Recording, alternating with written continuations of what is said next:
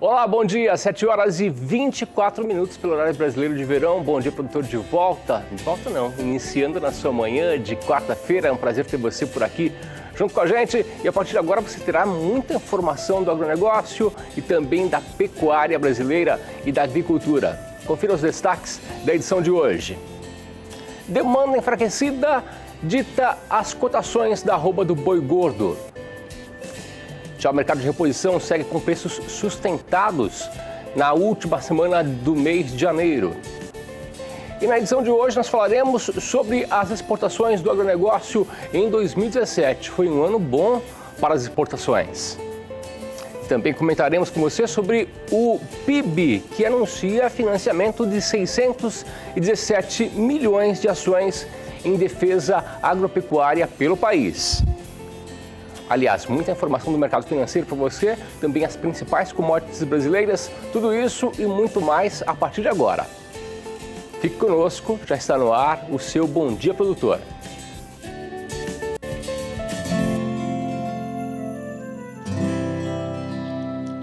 Acorda que o galo já cantou e o sol já vem fazer brotar mais um novo dia. Lenha no fogão, café pra esquentar e a bicharada no quintal. Horta pra molhar, tira leite no curral, arreia o cavalo, tem gado pra campear.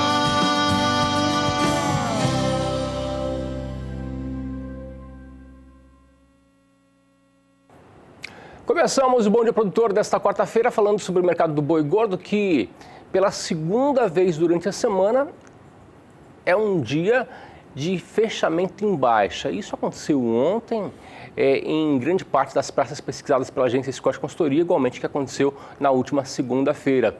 Das 32 praças pesquisadas, em pelo menos 11, o preço da arroba apresentou baixa diante do mercado. Quem traz para você agora mais detalhes é a análise feita pela agência Scott Consultoria com a Isabela Camargo. Isabela, bom dia para você. Olá a todos. A demanda enfraquecida é o principal fator que colabora para a pressão de baixa no mercado do boi gordo nesta terça-feira, 30 de janeiro de 2018. Além disso, a oferta de animais terminados não está abundante. Isso faz com que o mercado fique travado. O destaque do fechamento de hoje foi por conta do Pará, com queda nas 3 praças pecuárias pesquisadas aqui na Scott Consultoria. Para os próximos dias, a expectativa é de que com a proximidade do feriado do Carnaval, a gente observe alguma melhora em relação à demanda. Já no mercado atacadista de carne bovina com osso, o boi casado de animais castrados ficou estável em relação ao último fechamento e está cotado em R$ 8,96 o quilo. Bom, por hoje é só. Eu sou Isabela Camargo, zootecnista e consultora de mercado da Scott Consultoria. Um abraço a todos e até a próxima. E o mercado físico da vaca gorda pronta para abate também apresentou recuo nesse início de ano. Somente em janeiro, no acumulado, apresentou baixa de 1% nas cotações médias com relação a apuração feita pela agência Rural Business com Média Brasil. Você acompanha agora região por região, segundo a apuração da agência Rural Business. Então, vamos ver aqui. Você acompanha primeiramente a cotação da vaca gorda pronta para abate, preço à vista na região sudeste. Em São Paulo fechou a R$ 143,00, Minas Gerais R$ 132,00 e já no Rio de Janeiro R$ 138,00. Nós temos mais cotações. Vamos agora para a região sul do país. Na região sul do país, no Paraná, a cotação da vaca gorda apresentou alta de R$ 2,00, fechou a R$ 137,00. Santa Catarina, R$ 136,00 e no Rio Grande do Sul, R$ 4,70 o quilo vivo. Vamos agora para a região centro-oeste. Você acompanha aqui que em Goiás fechou a R$ 134,00, Mato Grosso do Sul, R$ 131,00 e já na região sul do Mato Grosso fechou a R$ 133,00. Houve queda de R$ 1,00 em Goiás. Cotações para a arroba da vaca gorda, você acompanha agora a região nordeste. Na apuração da agência Rural Business, na Bahia fechou a R$ 145,00, no Maranhão R$ 132,00. E para finalizar, nós temos as cotações para a região norte do país.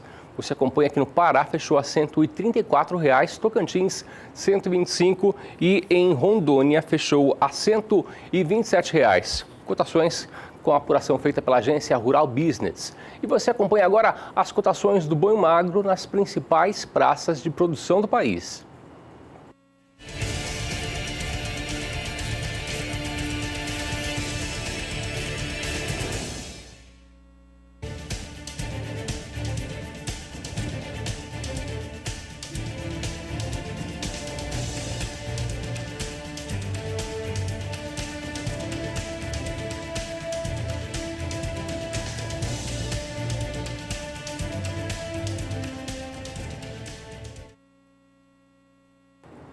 E logo cedinho, o Bom Dia Produtor mostra para você, produtor rural, como vai ficar o tempo na sua região. E nós começamos pela região centro-oeste, que tem previsão de chuva forte para os próximos dias. E isso pode até ajudar a você e também na sua pastagem. Vamos saber agora mais detalhes com a Graziela Gonçalves, direto da Somar Meteorologia. Aliás, é a Juliana Rezende. Juliana, muito bom dia para você. Conta para a gente como fica a situação na região centro-oeste. Tem previsão de chuva? Olá, bom dia a todos. Olha, a chuva forte ainda vai persistir na região centro-oeste ao longo desta e também da próxima semana. Isto vai garantir a atuação de um corredor de umidade que vai conseguir intensificar as chuvas da região. O solo ainda segue com bastante umidade, com índices de 90% nessas áreas em rosa, 80% nas áreas em azul. Então, os pastos ainda devem conseguir manter bom ritmo de crescimento. Nos próximos 5 dias, um corredor de umidade vai passar a atuar na região e influenciado por um sistema conhecido como Alta da Bolívia. É um sistema que acaba garantindo a circulação dos ventos em circulação anti-horária e acaba trazendo mais umidade aqui para a região central do Brasil. O Mato Grosso e Goiás é que devem receber as pancadas mais fortes por influência desse sistema. Então, não se descarta a ocorrência de temporais, tanto no Mato Grosso como também no estado de Goiás. O volume de água aqui no norte de Goiás é que deve ser mais elevado, em torno de 100 milímetros em apenas 5 dias. No Mato Grosso do Sul, esse sistema não deve atuar, então teremos instabilidades ainda com fraca intensidade, volumes de chuva que não passam de 30 milímetros. No decorrer da segunda semana, esse corredor de umidade ainda vai seguir atuando, só que dessa vez ele acaba trazendo chuvas mais fortes para o nordeste do estado do Mato Grosso e também para o norte do estado de Goiás. O volume de água ainda deve ser elevado. No Mato Grosso do Sul, chuva mais fraca, pancadas seguem perdendo cada vez mais intensidade, o tempo firme até volta a predominar por alguns momentos. Já durante o terceiro e último período, essas instabilidades voltam a perder força em grande parte da região centro-oeste. O volume de água agora não deve ser tão elevado. Mesmo assim, as pancadas ainda seguem de maneira significativas e com volumes em torno de 30 até 50 milímetros na maior parte da região. Então, os pastos ainda devem conseguir manter bom ritmo de crescimento ao longo das próximas semanas na região, porque tem previsão de chuvas fortes que devem manter o solo com bastante umidade. Daqui a pouco eu volto com mais previsão do tempo. Obrigado, Juliana, pelas informações, pela participação. Daqui a pouquinho nós teremos mais detalhes com relação à previsão do tempo para as demais regiões brasileiras. E agora o assunto é com relação ao mercado de reposição, que, diferente do mercado do boi gordo, que segue pressionado, o mercado de reposição segue com preços sustentados em grande parte do país. Você acompanha agora uma análise feita pelo Breno de Lima, da Scott Consultoria. Breno. Olá a todos, eu sou Breno de Lima. Eu trago informações a respeito do mercado de reposição. O que a gente tem observado que, com a arroba do boi gordo sendo pressionada, as cotações em queda, os recriadores, os invernistas, eles se afastam um pouco das compras. Isso é natural devido a esse momento aí que a arroba do boi gordo está passando. Porém, as cotações do mercado de reposição, apesar dessa menor procura pontual, né, vamos dizer assim, elas continuam sustentadas. No fechamento da última semana, na média de todas as categorias de machos e fêmeas anelorados pesquisados pela Scott Consultoria, houve uma valorização de 0,2%. Isso porque a gente está no período do ano onde as pastagens elas têm maior capacidade de suporte. Nesse início de ano, no período das águas, as pastagens elas têm uma maior qualidade, uma maior capacidade de suporte. E diante disso, os criadores, eles conseguem reter, eles têm um respaldo, eles conseguem reter seus animais nas pastagens e eles pedem preços acima da referência. Diante disso, as cotações elas ficam sustentadas. Para o curto prazo, vale a pena tanto o recreador quanto o invernista ficar atento ao poder de troca, né? O poder de compra do recreador e do invernista. Por quê? Com a arroba do boi gordo se desvalorizando e os preços da reposição tendendo a ficar firmes aí neste início de ano, o poder de compra ele cai tanto do recreador quanto do invernista. Bom, pessoal, por hoje é só. Eu sou Breno de Lima, zootecnista e consultor de mercado da Scott Consultoria. Um grande abraço a todos e até a próxima. E o cenário de pressão baixista fez com que o mercado de reposição também desse uma paradeira nas negociações. Nesse início de ano, o mercado de reposição está fraco quando se fala em negociações, mas os preços estão até sustentados. E diante dessa pressão baixista para o mercado do boi gordo, a relação de troca entre boi gordo e gado de reposição piorou. Vamos acompanhar agora detalhes com relação à relação de troca entre boi gordo e gado de reposição na apuração feita pela agência de consultoria, e nós começamos pela região sudeste do país. Você acompanha aqui que em Minas Gerais, o boi gordo fechou ontem a R$ 136,00 arroba, já o boi magro esteve cotado em R$ 1.710. A relação de troca é de um boi gordo para adquirir 1,4 boi magro. O garrote esteve avaliado ontem em 1.440 unidades. Na relação de troca ficou um boi gordo para a compra de 1,7 garrote. E já o bezerro de até 12 meses esteve avaliado ontem, segundo a Scott Consultoria, por 1.220. Na relação de troca ficou um boi gordo para aquisição de 2 bezerros. Vamos agora conferir no Rio de Janeiro como ficou a relação de troca. Ontem, por exemplo, o boi gordo fechou por lá a R$ 136,00 arroba, o boi magro esteve cotado em R$ 1.680. Na relação de troca, ficou um boi gordo para a compra de 1,4 boi magro. O garrote esteve avaliado em R$ 1.470. Na relação de troca, ficou um boi gordo para a compra de 1,6 garrote. E já o bezerro de até 12 meses esteve avaliado ontem em 1.170. Na relação de troca, ficou um boi gordo para a compra de 2 bezerros. E para finalizar, vamos até o estado de São Paulo. A cidade base foi Barretos. Ontem o preço do boi gordo fechou a R$ 145,00 arroba. O boi magro esteve cotado em 1.990. Na relação de troca, ficou um boi gordo para aquisição de 1,2 boi magro. Já o garrote esteve valendo R$ 1.590. Na relação de troca, ficou um boi gordo para a compra de 1,5 garrote. E o bezerro, de até 12 meses, foi cotado pela Scott Consultoria ontem em R$ 1.300 a unidade. Na relação de troca, ficou um boi gordo para aquisição de 1,9 bezerro. Você acompanhou a relação de troca segundo a apuração feita pela agência Scott Consultoria. E vamos acompanhar agora os preços para o bezerro nas principais praças de produção do país.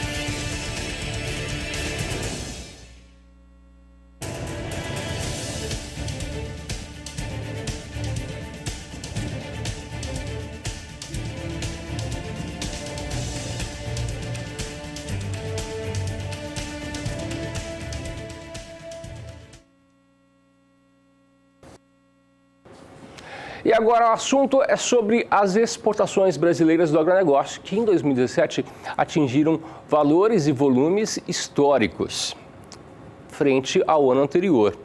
O volume foi recorde e, segundo pesquisadores do CPEA, o impulso veio principalmente dos embarques de soja e também milho, que favoreceram também uma super safra de grãos em 2017. Mas um dos destaques das exportações foi da carne bovina in natura, que apresentou um aumento frente ao ano de 2016 de 12%. A gente conversa agora sobre as exportações do agronegócio brasileiro no Bom Dia Entrevista.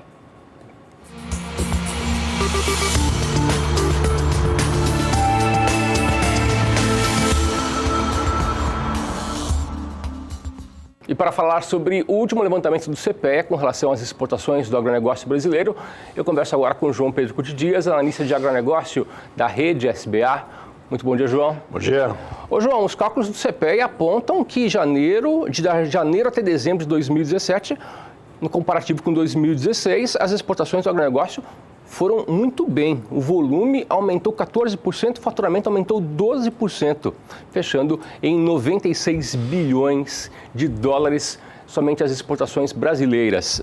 Qual foi o destaque, João? Bom dia. Bom dia. Os dois grãos que o Brasil mais produz, que é o milho e a soja, foram destaque. Você tem um aumento, a soja chegou a 68 milhões de toneladas. Ou seja, o complexo soja, o grão, o farelo e o óleo, representa a soma de petróleo e minério de ferro, que é o segundo e o terceiro colocado nas exportações. Acontece que soja, ela dá uma safra todos os anos. Petróleo e minério de ferro vai embora, acabou, PT, saudações. Então, essa é a grande vantagem da agricultura, da agropecuária. Ela pode repetir ano após ano. A grande questão, quando você olha o mercado, o Brasil fechou com 67 bilhões de dólares de superávit entre o que o Brasil exportou e o que o Brasil importou. Graças a quem? Graças àquele pessoal que está nos assistindo. O senhor e a senhora, o trabalho de vocês que está sendo feito é o que gera excedente. Isso na exportação e também para atender o mercado interno. Nunca falta nada no Brasil. Sempre você vai, não é ao contrário de uma Venezuela, que vê aquela briga para comprar um quilo de açúcar. Aqui no Brasil, não. Você tem o produto a um preço bastante razoável, graças ao trabalho do campo. A grande questão das exportações é que o mundo inteiro está demandando cada vez mais alimentos. E quando você olha o destino da exportação, é basicamente China. China é o grande importador do Brasil. Importou 50 milhões de toneladas de soja. A China, aí vem China, Hong Kong, Vietnã, todos aqueles países do Sudeste Asiático, são países que estão crescendo, a economia está crescendo. São países em que eles têm um poder de compra, apesar do salário ser mais reduzido, o poder de compra do cidadão chinês é muito maior que o poder de compra de um cidadão brasileiro. Por quê? Porque lá a carga tributária é 16%, aqui nós é 35%. Então, aqui no Brasil, o poder público sangra a sociedade, tira dinheiro e não devolve. Por quê? Porque o gargalo do Brasil não é produzir. Se houver rentabilidade, nós botamos 10 milhões de toneladas a mais de soja, não tem nenhum problema, basta ter rentabilidade. Milho, produzimos 96 milhões de toneladas, podemos produzir 100, 110? Podemos, só que nesse preço que está hoje, o milho, por exemplo, no Mato Grosso, o produtor troca 6 por meia dúzia ou 6 por 5, porque não remunera ele. O IMEA publicou ontem os resultados do custo de produção do milho no Mato Grosso, sem considerar a questão de terra e tal, acima de R$ 2.400. Ou seja, ele teria que produzir 100 sacas de milho a R$ 24,00. Nenhum local do Mato Grosso tem preço de R$ 24,00 do milho. O que acontece? O produtor vai plantar, ele vai ter que reduzir custo, vai ter que apertar, diminuir tecnologia para poder produzir. O milho é um importante produto de exportação. Nós exportamos 30 milhões de toneladas de milho, só que é um produto barato. Você olha no porto, free on board, em cima do navio, $155 a tonelada, pouco mais, próximo de 10 dólares o saco. Isso mata o produtor. Ô, João, como você mesmo disse, a China segue sendo o país que mais exportamos, seguido pela Europa, depois vem Estados Unidos. A participação desses países também cresceu, João? Cresceu e cresce muito. A China cresceu 7,3% o consumo de soja. 7,3%, que é um consumo de mais de 100 milhões de toneladas. Ou seja, quando você... Por que a soja é o grãozinho milagroso? Porque é o óleo mais barato que tem para o ser humano. O grão de soja tem 18% de óleo. É o farelo proteico mais barato que existe, mais eficiente para a produção de carnes brancas. Ele tem 44%, 46% de proteína. Ou seja, no passado o mundo usava farinha de peixe, farinha de carne, farinha para produzir carne branca. Hoje quase tudo volta para farelo de soja, porque é mais barato, é mais eficiente e o Brasil é um dos 3 grandes países do mundo que produz soja. Ou seja, nós disputamos taco a taco com o americano, que era o líder absoluto. Hoje nós estamos brigando com ele na produção. E a soja, são 3, 4 países que produzem em volume que geram excedente de exportação e tem o mundo inteiro para consumir em função da produção seja de óleo para consumo humano, seja de farelo para a produção de carnes. Ô, João, nós temos uma lista com os produtos mais exportados e também com os produtos que não foram tão bem assim. Vamos ver a lista? Dados divulgados pelo CPEA, nós temos aqui o volume das exportações para os produtos do agronegócio, 17 em comparação a 16. Nós temos ali na ponta o milho que cresceu 33%. Em segundo lugar, a soja, que cresceu também 33%. Seguido pela carne bovina, que cresceu 12%, frutas 7,8%, óleo de soja 7%, algodão pluma 3,6% e a partir daí madeira, celulose, açúcar, carnes e aves, farelo de soja, carne suína, suco de laranja, café e etanol, que apresentaram uma redução no volume das exportações em 2017, na comparação com 2016. Qual que é o destaque, João? Os 2 grãos, né? Soja e milho foi o destaque. Mas agora, quando você olha a queda, tem que ver o porquê da queda. Por que caiu a carne de aves? Porque foi o setor, o pessoal mirou no boi e acertou no frango, naquelas operações midiáticas de carne fraca, etc. O frango foi muito prejudicado com isso. E hoje eu estava escutando uma notícia, uma boa notícia, que há uma possibilidade de um investimento de $200 milhões na questão sanitária no Brasil. Esse é um papel que o poder público poderia fazer para ajudar as exportações. Ou seja, investir na melhoria da qualidade da sanitária. E aí não é só questão de recurso, é capacitação, é mudar o modelo que nós temos de recurso, permitir que as empresas possam fazer auditoria, poder fazer fiscalização. Hoje é privilégio só dos fiscais do Ministério da Agricultura. Por que isso? Se nós exportamos minério de ferro, um navio de 400 mil toneladas de minério de ferro, ele sai com o quê? Sai com certificado de uma empresa internacional de auditoria. Por que não pode fazer isso mesmo com carne? Eu acho que pode. E o próprio fiscais do Ministério acompanhar também esse processo. Ou seja, e simultaneamente a isso, um trabalho permanente junto aos frigoríficos. Porque o que atrapalha o Brasil não é a qualidade do nosso produto. Os senhores e senhoras são extremamente competentes para produzir. É o problema depois da porteira. Seja na questão sanitária, seja na questão de logística. Esse milho, por exemplo, que vai hoje para o porto, se você for transportado de Mato Grosso do Sul hoje ao porto, ele está custando R$170 a tonelada de frete, entre custo, etc. Todos os custos que tem embutido na logística. Poderia ser muito mais barato se nós tivéssemos uma ferrovia eficiente. A ferrovia que nós só temos que levar o milho até Maringá, de Maringá transferir para a ferrovia. Mato Grosso, o esforço que o pessoal do Mato Grosso está fazendo para mudar o foco. Eles produzem muito grão e não tem consumo, é lógico, eles produzem para o mundo, não para Mato Grosso, nem para o Brasil só, para o mundo. Então o que eles fazem? Hoje há uma tendência no Mato Grosso de não trazer para Santos, não trazer para Paranaguá. Isso é 2.500 quilômetros, é muita coisa, e principalmente de caminhão. Eles estão mudando o foco, estão indo para onde? Meritituba, lá no Rio Tapajós, carrega em barcaça, vai até Barcarena, no Pará, transfere para navio oceânico, ou mesmo fizesse estações de transbordo dentro do Rio Amazonas, por exemplo, que chega navio oceânico, Paramax, chega navio com cada que precisa de calado de 14, 15 metros, chega ali, né, na região do Rio Amazonas. Então, isso é que falta para o Brasil. Falta uma política de logística, uma política sanitária. uma política de seriedade não trata da coisa pública. Esse é o problema do Brasil, não é a produzir. Produzir, nós somos um craque em produzir, eu tiro o chapéu para o nosso pessoal aí. A tecnologia que nós temos no Brasil, nós não temos medo nenhum de enfrentar nenhum país do mundo, a qualidade da nossa tecnologia. O que falta é a qualidade de serviço público, isso aí falta. Essas manchetes de prender fiscal, de dono de frigorífico, botar fiscal na folha de pagamento, isso é um absurdo. Isso aí atrapalha e arrebenta e impede que sobre dinheiro ao produtor, porque isso reflete nos preços, reflete no custo para chegar até o destino final. João, obrigado pela participação. Bom trabalho. Até amanhã. Até amanhã. Vamos dar um breve intervalo comercial, voltamos daqui a pouquinho para falar sobre eventos com transmissão aqui pela rede SBA. Temos muitos leilões que nós vamos transmitir nos próximos dias e você vai acompanhar daqui a pouquinho detalhes. Também, já, pecuária bovina, pecuária leiteira na sua manhã. Fique por aqui, voltamos em 2 minutos.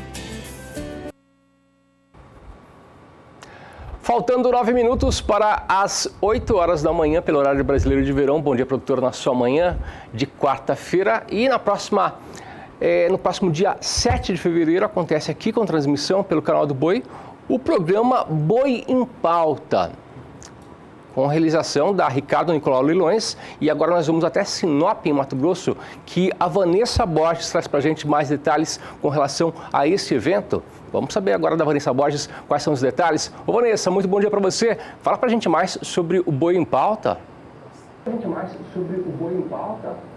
Bom dia a todos, bom dia Antônio. Bom dia, nós vamos falar sobre o Boi em Pauta. Antônio, o Boi em Pauta é um programa realizado pela Ricardo Nicolau Leilões que traz informação através de entrevista com personalidades do mundo agro e juntamente com essas entrevistas nós temos o leilão, a batida do martelo.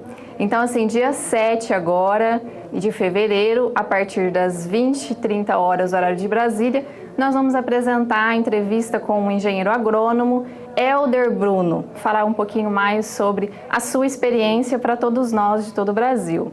E logo após, nós vamos ter animais filmados aqui na região norte de Mato Grosso. Animais que já estão confirmados ali na região de Apiacás, na região de Alta Floresta, ali em Nova Bandeirantes, também ali em toda a região, ali próximo a Ajuara, animais confirmados para esse grande evento que nós vamos realizar no dia 7 agora. Boi em Pauta, ele vai trazer aí para o nosso amigo produtor grandes informações, entrevistas. Então, assim, nós realizamos sempre esse programa aqui pelas lentes do canal do Boi, né? O SBA.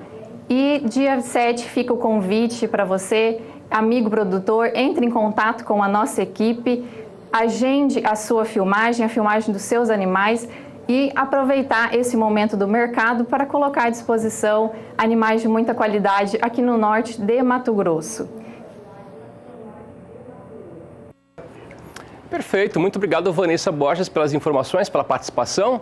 Então você não pode perder no próximo dia 7, aqui com a transmissão pelo canal do Boi, o programa Boi em Pauta. Muito obrigado, Vanessa, pelas informações. 7 horas e 53 minutos e agora nós vamos falar sobre um assunto que é muito importante, que é o cenário de inseminação artificial pelo país. Você acompanha agora uma entrevista que a Renata Ferreira fez com o Renato Saldi. Ele falou sobre o assunto. Veja. Bom, eu converso agora com o presidente da ASBI, Associação Brasileira de Inseminação Artificial, Sérgio Saldi. Muito obrigada pela presença, Sérgio. Eu que agradeço. Seja bem-vindo. Um grande prazer. Bom, a gente começa a nossa conversa falando qual é o cenário aí do mercado de inseminação artificial no Brasil hoje. Sim. Bom, a gente tem 2 cenários, né? O primeiro, pecuária leiteira, e o segundo, pecuária de corte. São comportamentos de mercado bem distintos. Na pecuária leiteira, a gente vem de 2 anos difíceis aí, 2015, 2016, né? Foram anos bastante difíceis. 2017 já sinalizou uma certa melhora.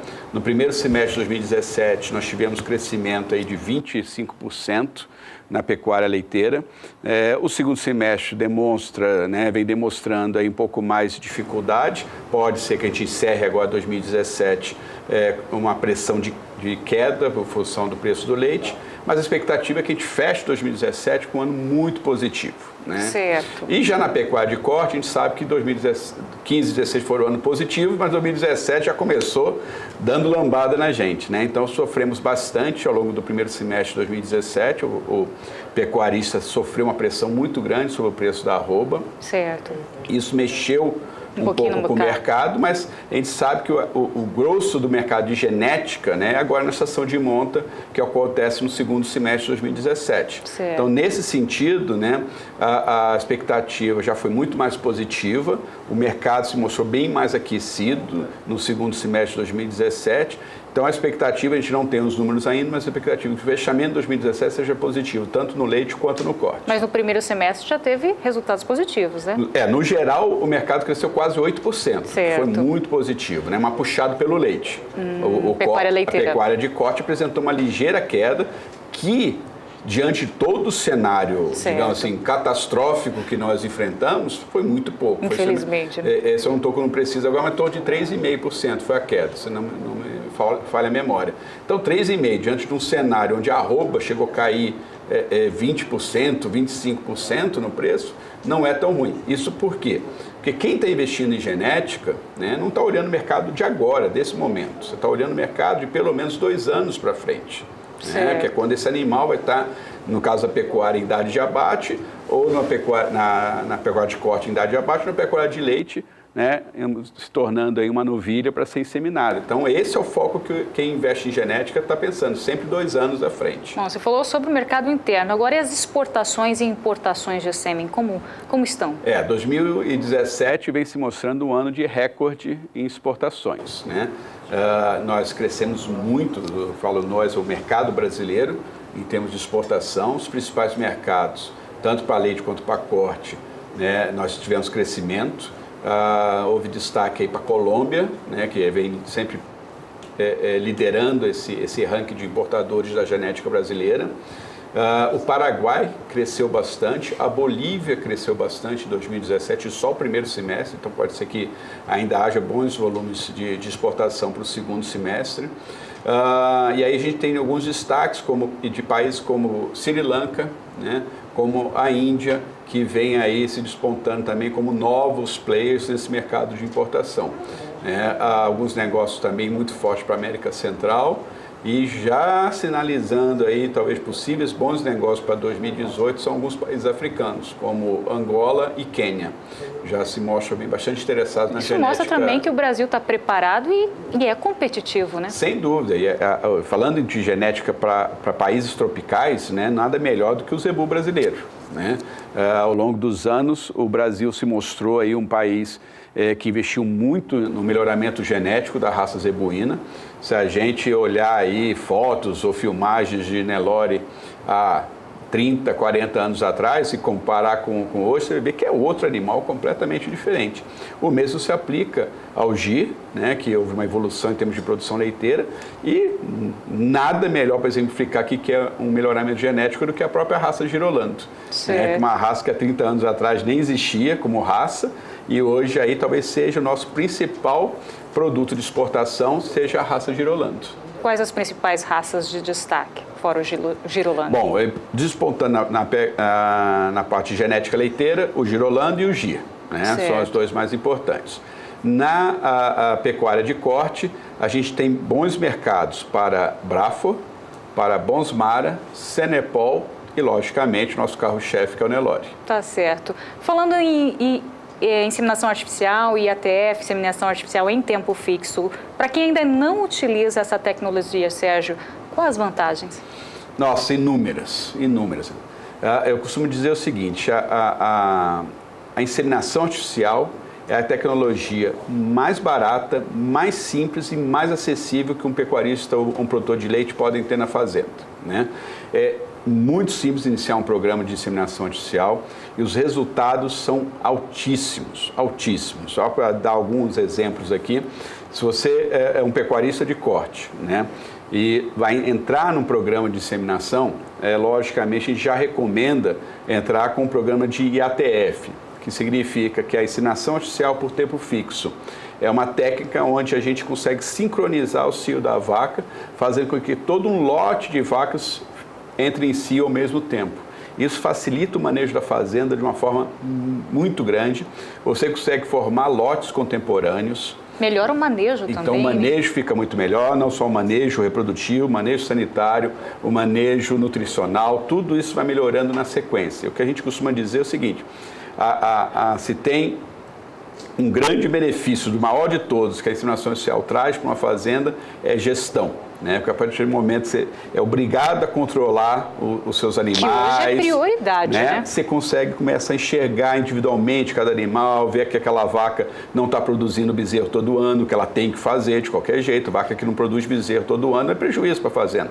Então, começa todo um processo de descarte dos animais que são inférteis ou subférteis. Com isso, a fertilidade da fazenda melhora, o intervalo entre partos diminui, aí entra um fator fundamental para a produção leiteira. Quer dizer, quanto menor o intervalo entre partos e mais vacas prenhas você tem na fazenda, diretamente aumenta a produção leiteira. Então, esse é um reflexo imediato. Eu falo assim, implantou o programa de inseminação artificial hoje, daqui um ano já está havendo diferença. Em um ano você já tem retorno sobre o investimento feito, que eu repito, é um investimento muito baixo, muito baixo. E o que a Asbia tem feito para alavancar esse setor? Bom, a principal objetivo da Asbia é o fomento do uso da técnica, né? Então, a gente faz palestras, a gente trabalha muito forte com a mídia, esse espaço que você está cedendo para a gente é fundamental para que a gente possa levar a informação para os criadores, né?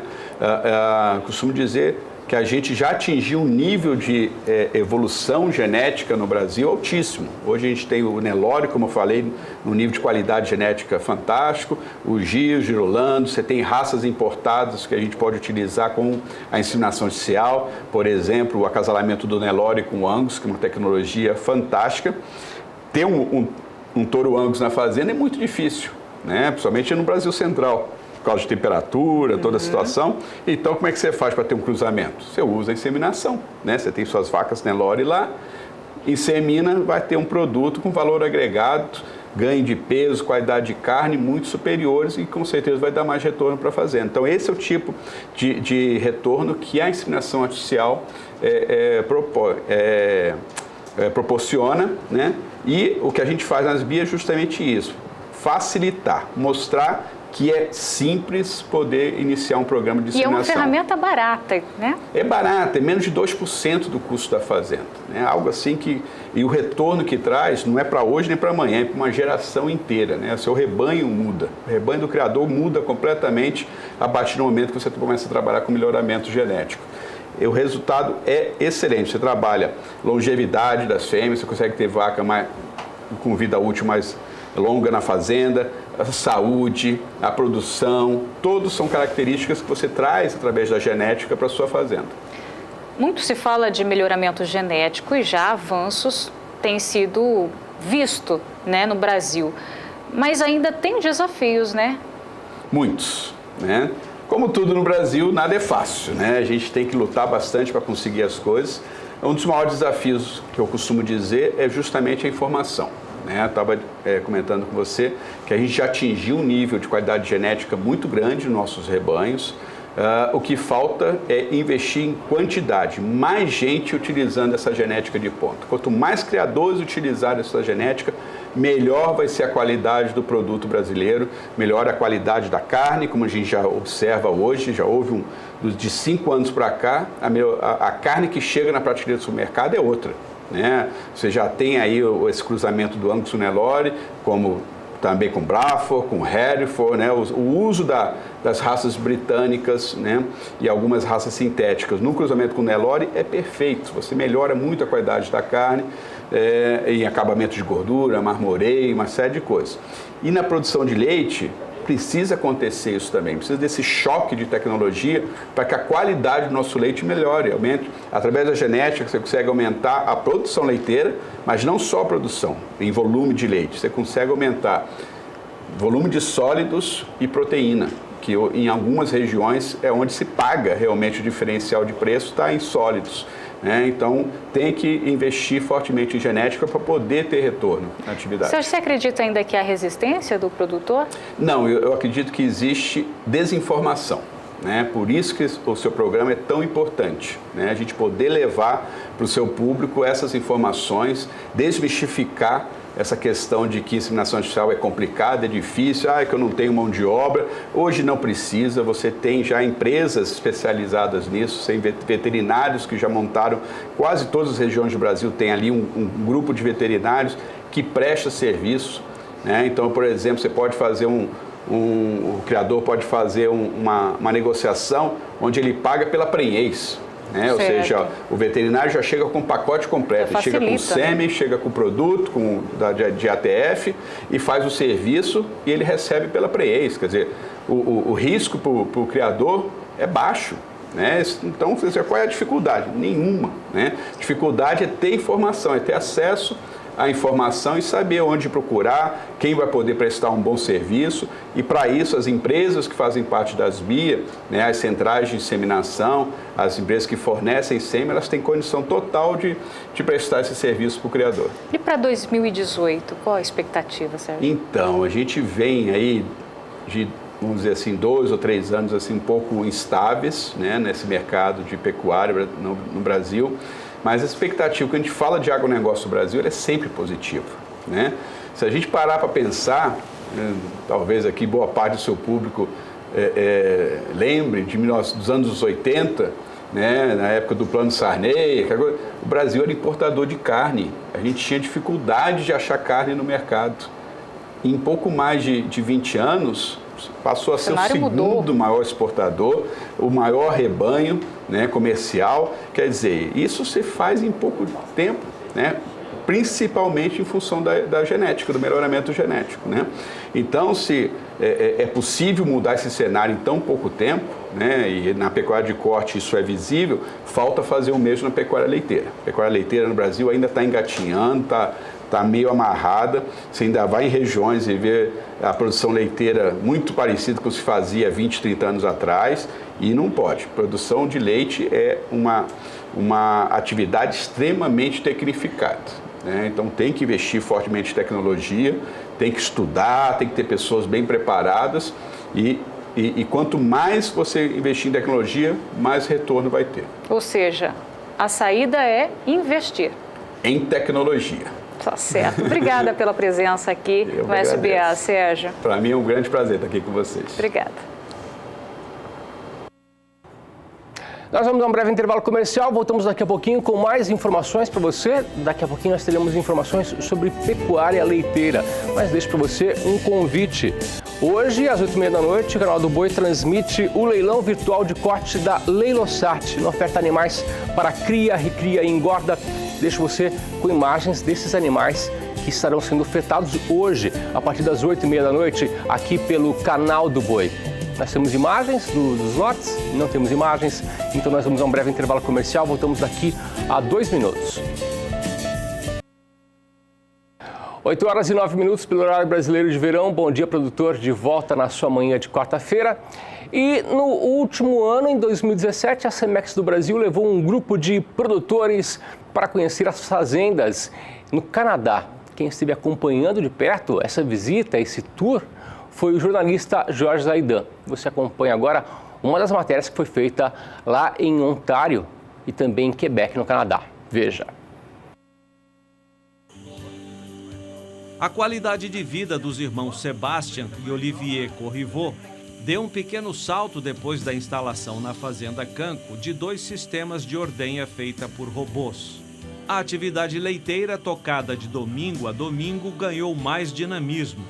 Com a operação das máquinas, sobrou mais tempo para os Corriveau se dedicarem a outras atividades na fazenda, como a produção agrícola e, claro, mais tempo também para se dedicarem à família. Eles fazem parte de uma 3ª geração dedicada ao leite no Canadá. Com os 2 robôs e a ajuda de apenas 2 empregados trabalhando em meio período, a Canco ordenha 105 vacas da raça holandês. Cada uma produz média diária de 37 litros. É uma fazenda de instalações pequenas, mas muito bem manejada, tudo muito organizado, cada coisa em seu devido lugar, o que chamou a atenção dos brasileiros do Tour Cemex no Canadá. A Canco adotou o manejo no sistema de freestyle com liberdade para as vacas que descansam no conforto sobre camas de areia. O uso desse piso é questionado nos sistemas de produção robotizada. A alegação é a de que os grãos de areia danificam os equipamentos. Mesmo assim, os irmãos Corrivaux não mudam de ideia, porque o foco, segundo eles, é priorizar o bem-estar dos animais mais do que preservar as unidades de ordenha. Além do ganho de tempo, o robô dá à fazenda mais conhecimento sobre a produção, como revela Sebastian.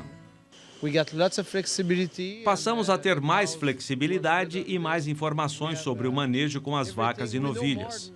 Temos tudo em mãos. Tudo o que acontece com a produção das vacas fica registrado no computador. No sistema de ordenhas realizadas por robôs, os animais são identificados por chips ou marcadores. As vacas espontaneamente se dirigem ao local da ordenha. Após verificar se o úbere está cheio e fazer a higienização, o robô acopla as teteiras para a retirada do leite. Nesses processos cibernéticos também é possível detectar problemas com a saúde das vacas. Se isso acontecer, o leite será descartado. O final do processo é marcado pela higienização de máquinas e de animais. Sebastian revela que pagou $200 mil canadenses, cerca de R$560 mil, por conjunto de robôs. Ele diz não fazer conta do retorno do dinheiro. É que a fazenda Canco também investiu em novas áreas e no aumento da cota de produção. Por enquanto, o resultado, segundo ele, é positivo. Eu não sei em quanto tempo pagaremos o investimento, talvez 10 ou 12 anos, mas sei que depois disso ganharemos mais dinheiro.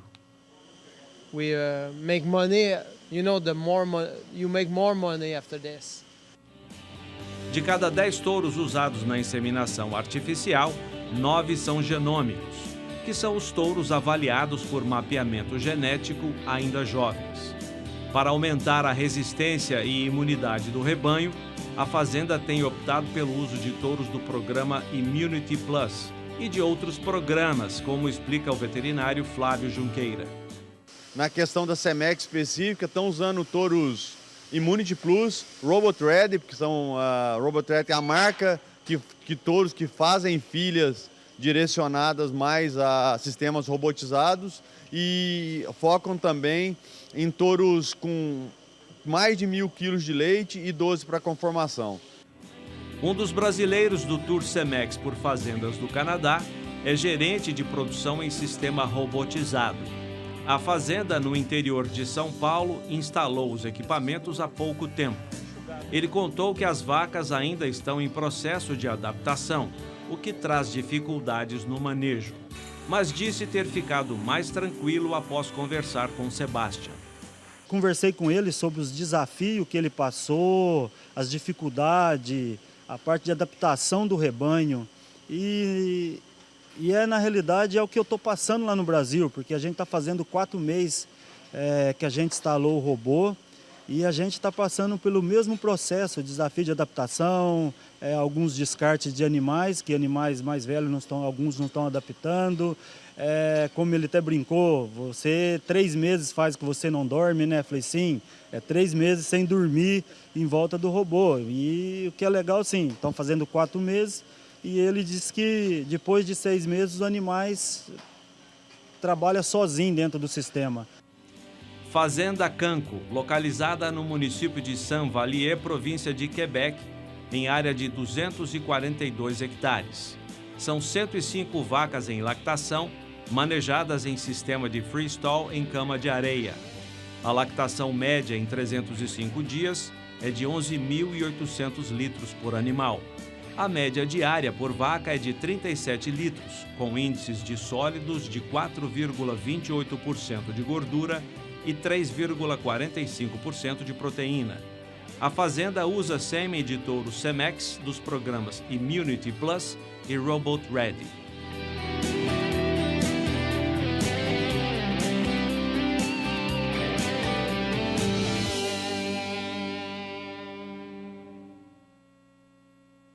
E agora o assunto é sobre previsão do tempo para a região sudeste do país. A disponibilidade hídrica não está tão boa assim entre o norte mineiro e a região do Espírito Santo. Vamos saber detalhes agora na previsão com a Somar Meteorologia. Quem traz para a gente as informações é a Juliana Rezende. Juliana, como que ficam os pastos pela região sudeste? Conta para a gente.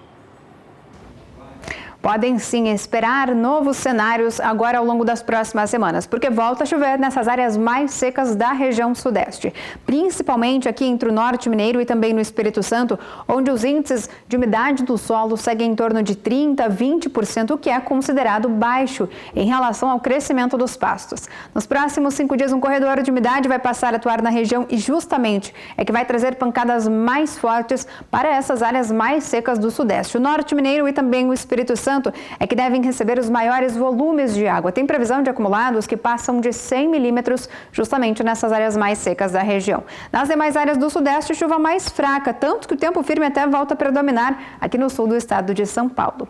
No decorrer da segunda semana, essas instabilidades ainda seguem atuando. Um corredor de umidade ainda vai seguir influenciando a chuva aqui no norte de Minas Gerais e também no norte do estado do Espírito Santo.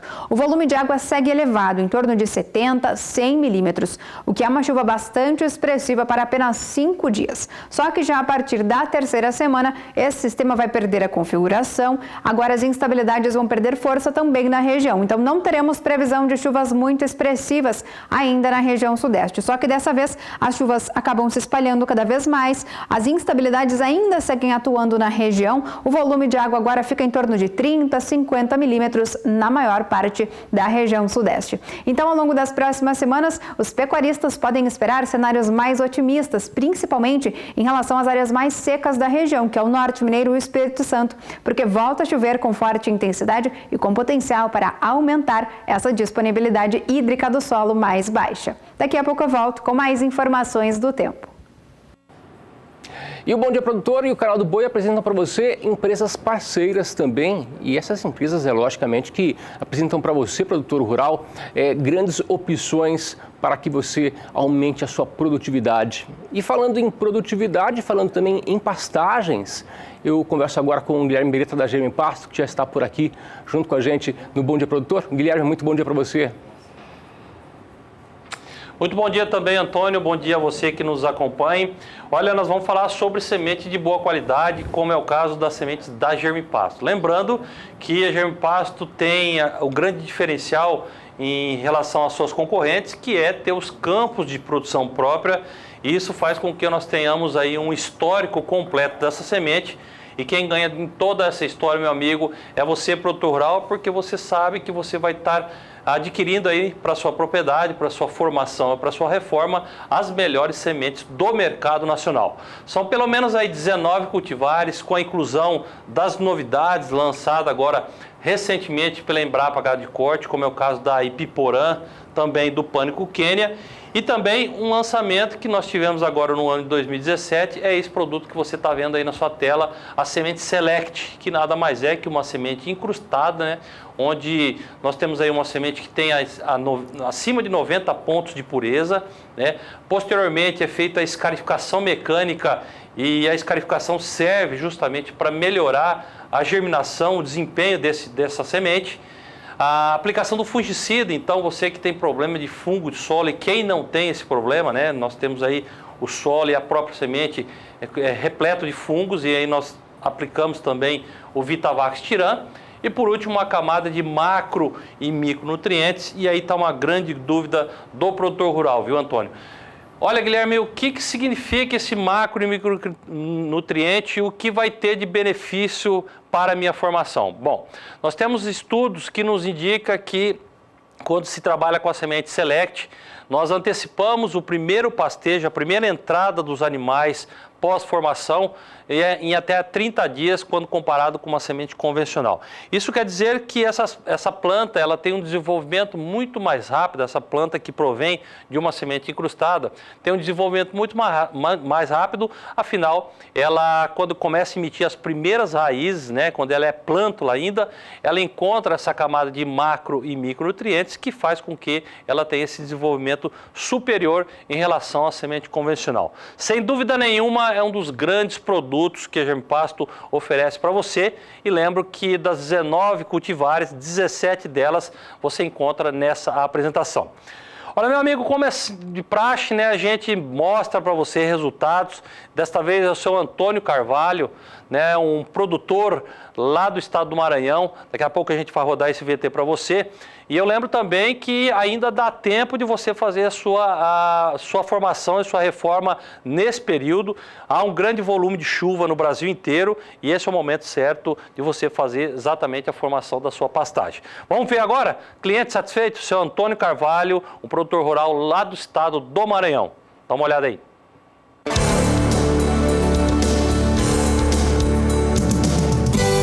Até hoje eu estou satisfeito com o serviço da Germipasto.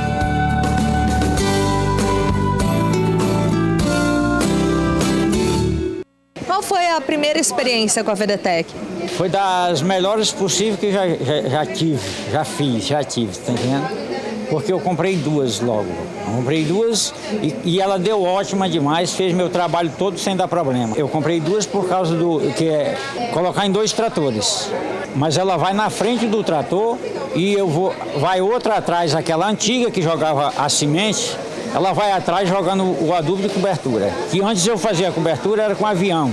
Aí agora eu já economizei o avião para jogar o adubo de cobertura. Sempre trabalhando com economia.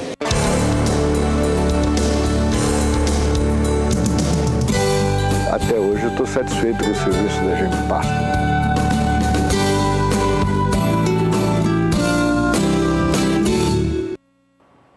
Olha, adquira já os seus produtos para você ter uma boa formação da sua pastagem. Lembrando que a Germipasto, como sempre, é parceira aí do homem do campo. Operadora 67 3389 6700 e também 0800 647 0050. Esses são os telefones para você adquirir os nossos produtos. Se você quiser mais informações sobre os produtos Germipasto, inclusive das VDTECs Multi e também da VDTEC Plus, você encontra no nosso endereço que está aí na sua tela, o www.germipasto.com.br. Mídias sociais, tanto Facebook e Instagram, nós estamos presentes. E para você que gosta de bons materiais, bons vídeos produzidos pela equipe de jornalismo da empresa, acesse o YouTube. Lá você tem um acervo muito grande e todo esse material à sua inteira disposição. Bom dia a todos. É com você, Antônio. Guilherme, obrigado pelas informações, pela participação. Guilherme volta amanhã aqui no Bom Dia Produtor. E antes de encerrar esse bloco sobre produção leiteira, eu falo com você agora sobre a produção de leite orgânico. Nós vamos recordar agora uma reportagem que foi ao ar aqui no Bom Dia Produtor em 2017. É uma entrevista, na verdade, com um dos principais nomes da homeopatia em todo o país. É o Cláudio Martins Real. Ele falou com a gente sobre a produção de leite orgânico. Quem entrevistou ele foi o jornalista Adriano Faleiros. Vamos ver. Doutor, por que a homeopatia é uma ferramenta fundamental para a produção orgânica? Bom dia. Bom dia a todos. O papel da homeopatia na produção orgânica é muito importante. Aliás, as duas coisas são importantes. A produção orgânica, porque leva à mesa dos consumidores, dos brasileiros, produtos sem o uso de agrotóxicos.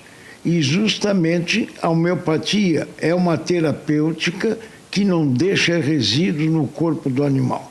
Não há possibilidade da homeopatia deixar resíduos, porque os medicamentos homeopáticos são diluídos, extremamente diluídos e dinamizados, e produzem seu efeito sem deixar resíduo no animal.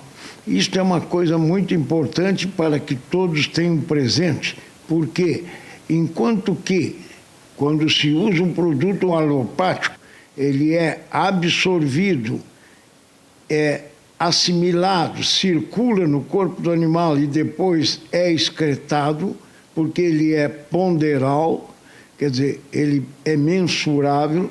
A homeopatia, por se tratar de um medicamento diluído e dinamizado, ele não tem praticamente substância. Então, ele não é nem absorvido, nem metabolizado, nem excretado.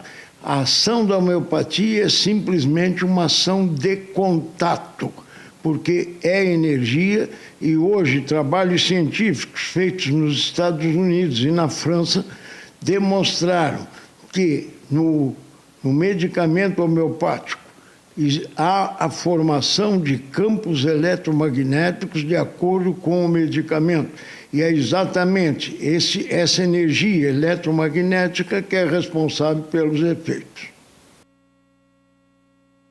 Hora de intervalo comercial, mas voltamos daqui a pouquinho para falar sobre a produção avícola no Rio Grande do Sul e também sobre uma nova campanha que está acontecendo no estado. Fique por aqui, nós voltamos em 2 minutos. 8h28 pelo horário brasileiro de verão. Bom dia, produtor, de volta na sua manhã de quarta-feira com muita informação para você. E agora é sobre o setor avícola. No Rio Grande do Sul, a Associação Catarinense Gaúcha, aliás, de avícola, criou uma campanha para aumentar o consumo da ave. E essa campanha tem tudo a ver com a estação verão. A iniciativa visa sensibilizar o consumidor para aumentar o consumo de frango, isso aliado a uma alimentação leve e saudável para o verão. Você acompanha detalhes na reportagem de Annelise Nicolodi.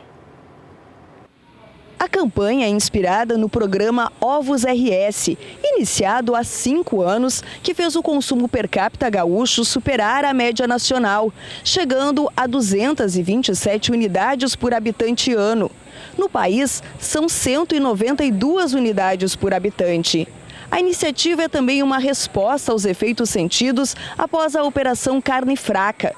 A carne de frango é a mais consumida no Brasil, 42 quilos per capita. Mas nos últimos 2 anos, por conta da recessão, o volume foi reduzido em quase 2 quilos por habitante. A avicultura do Rio Grande do Sul, terceira maior produtora e exportadora do Brasil, deve encerrar o ano com 817 milhões de aves abatidas, uma pequena queda de 0,85% em relação ao ano anterior. Já a exportação de carne de frango vai fechar o ano com um volume superior a 741 mil toneladas. É praticamente o mesmo volume de 2016. A exportação de ovos, tanto processados quanto in natura, deve alcançar quase 2.000 toneladas, com queda de aproximadamente 44% em relação ao ano anterior. A campanha da Asgave quer, sobretudo, valorizar a qualidade da carne de frango, que tem baixo teor de gordura e alta taxa de proteína. E nós vamos continuar falando sobre o Rio Grande do Sul, só que agora é a previsão do tempo. Por lá parece que as chuvas ficam mais escassas e podem até prejudicar um pouco os pastos.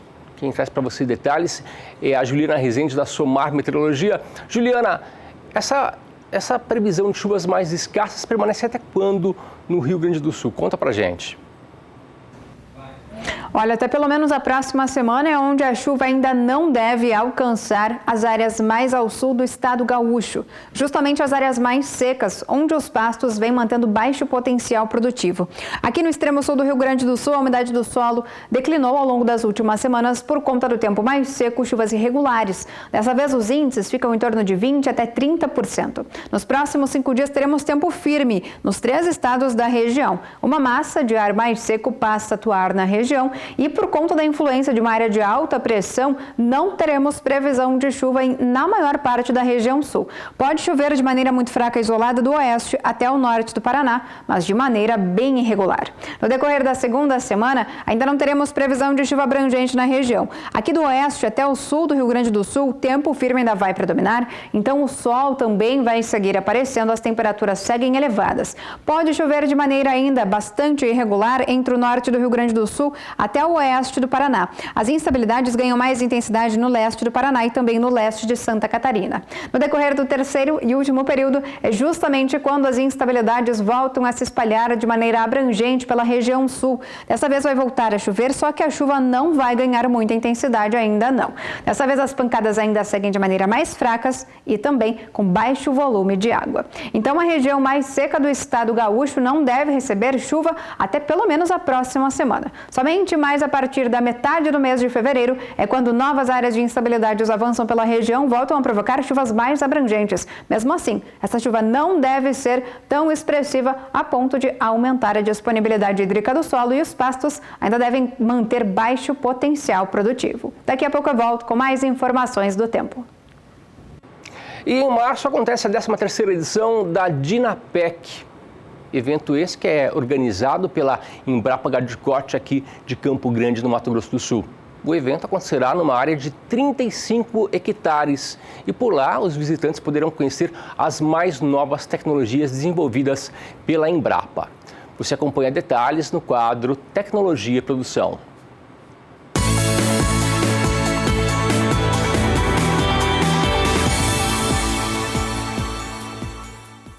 O objetivo da dinâmica agropecuária Dinapec é transferir tecnologias para a sociedade, como ainda para o produtor rural. A feira é uma oportunidade de discussões em que pesquisadores de várias unidades demonstram na prática resultados concretos de pesquisas em diferentes segmentos. O tema deste ano é agropecuária de baixo carbono. A atividade detém técnicas de produção sustentável que proporciona aumento da produtividade, conciliando a conservação e contribuindo para a redução da emissão dos gases de efeito estufa na atmosfera. Nós vamos contar com 10 unidades da Embrapa que vêm aqui participar dos roteiros e das oficinas nos temas entre sustentabilidade, em redução de emissão de gases, em fixação de nitrogênio, enfim, são várias temáticas que vão ser tratadas aqui, integração agricultura-pecuária. Nós temos os parceiros também que vão estar conosco, Fundação Chapadão, Fundação MS, Agraer, Senar. Então vai ser um momento assim são 3 dias de bastante tecnologia, de bastante discussão, troca de experiências. Então vai ser bastante produtivo. Roteiros de melhoramento animal, produção de novilho precoce, agricultura familiar, como ainda produção sustentável de leite, serão assuntos que os produtores, técnicos e acadêmicos irão encontrar na feira. A feira visa compartilhar conhecimento e soluções para a agropecuária nacional. A cada edição, o número de visitantes aumentam, o que demonstra o interesse por tecnologias que podem ser aplicadas no campo. A gente tem um público crescente, né? A cada ano a gente tem aumentado em cerca de 20%, 30% do nosso público a cada ano. Além dos roteiros e das oficinas, a gente vai ter alguns painéis de discussão sobre temas relevantes. Então a gente sempre tenta buscar inovações, mostrar novidades, interagir de formas diferentes com o público. Vamos ter esse ano a Dinapec Kids, né? Então alunos de escolas de ensino fundamental virão aqui, terá um roteiro específico para eles, porque é importante que a gente também já vá mostrando desde pequeno para as crianças a importância do agro, a importância da agropecuária, das pesquisas. Para quem deseja fazer a pré-inscrição, que é gratuita, basta acessar o site dinapec.com. No ambiente virtual, o visitante já pode acompanhar a programação da feira. A Dinapec acontece de 7 a 9 de março, aqui na sede da Embrapa Gado de Corte, em Campo Grande, no Mato Grosso do Sul. Kaile Rodrigues para o SBA. Faltando 23 minutos para as 9 horas da manhã, hora de intervalo comercial, mas na volta nós teremos informações com relação ao mercado financeiro internacional. O que acontece nas principais bolsas na Europa e na Ásia, você terá informações aqui no Bom Dia Produtor. Fique com a gente, nós voltamos em 2 minutos. Bom Dia Produtor de volta na sua manhã de quarta-feira com muitos assuntos para você, com muita informação na sua manhã. E agora o assunto é sobre o Rally da Safra. É um assunto bem interessante. A equipe DP Rally da Safra passou na última semana aqui em Mato Grosso do Sul, visitando e também avaliando as lavouras. A expedição contou com a participação do coordenador da equipe, que é o Fábio Carneiro. Ele deu uma entrevista para o jornalista Kleber Rabelo. Veja. O Rally da Safra 2018, que é o maior levantamento da safra de grãos do país, veio a Mato Grosso do Sul para fazer a avaliação das lavouras de soja aqui do estado. Ao meu lado está o Fábio Carneiro, coordenador de equipe do Rally. Fábio, conta pra gente como que é o roteiro de vocês. É a 15ª expedição, 15º ano que vocês realizam o Rally. Conta um pouco do trabalho que é realizado nessas expedições. Isso mesmo, é o 15º expedição que a gente faz a campo. A gente faz visita aos produtores e também as avaliações de campo, que a gente faz contagem de grãos, faz avaliação de pragas, doenças, então todas as condições. E também conversa com os produtores, né, para a gente ter uma noção do que está acontecendo no campo. A gente passa o Brasil todo, né? A gente já começou a semana passada no Mato Grosso e agora a gente percorreu o Paraná e o Mato Grosso do Sul nessa semana. Tá certo. Durante as primeiras interações já foi possível perceber visualmente diferenças entre essa safra e a safra passada? Sim, a gente já percebeu e até tem um otimismo grande com relação a essa safra. O pessoal está falando que é uma safra excelente no Mato Grosso do Sul, teve uma condição de desenvolvimento muito boa esse ano e está sendo checado isso no campo mesmo. Houve identificação maior ou menor sobre as pragas que atacam as lavouras, como a ferrugem?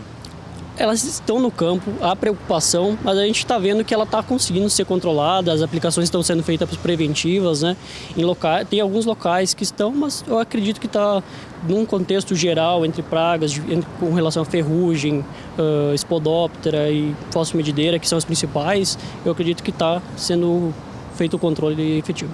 Então, a questão climática atrapalhou, mas houve uma compensação. A produção realmente vai ser menor que a temporada passada? Eu acredito que no Mato Grosso do Sul, nas regiões que a gente passou nesse ano, tem tudo para ser melhor, na verdade, né? Teve bastante chuva, teve problemas, mas a gente acredita, a gente não sabe quanto ainda, mas a gente acredita que esse primeiro dia que a gente passou, ela tem tudo para ser melhor. Em âmbito nacional, qual estado tem maior diferença entre temporada 16-17 e 17-18? Todos os estados estão bastante semelhantes. Eu acredito que o Paraná está tendo uma safra um pouco mais conturbada, né? Que sofreu mais ainda do que o MS com relação às chuvas, mas a gente não acredita numa diferença tão grande também, né? A gente não tem os resultados ainda, né? Mas porque a gente nossa percepção de campo até agora, na verdade, nos leva que não vai ter uma diferença tão significativa. O ano passado foi uma safra muito boa e está tudo correndo, digamos, para que seja uma safra muito boa também de novo.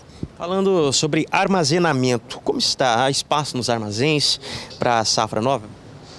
Então, a colheita começa já agora em janeiro, né? E ainda tem, o pessoal comenta, né, que tem ainda grão armazenado e as cooperativas e o pessoal está incentivando que tirem ou coloquem no silo bag, né?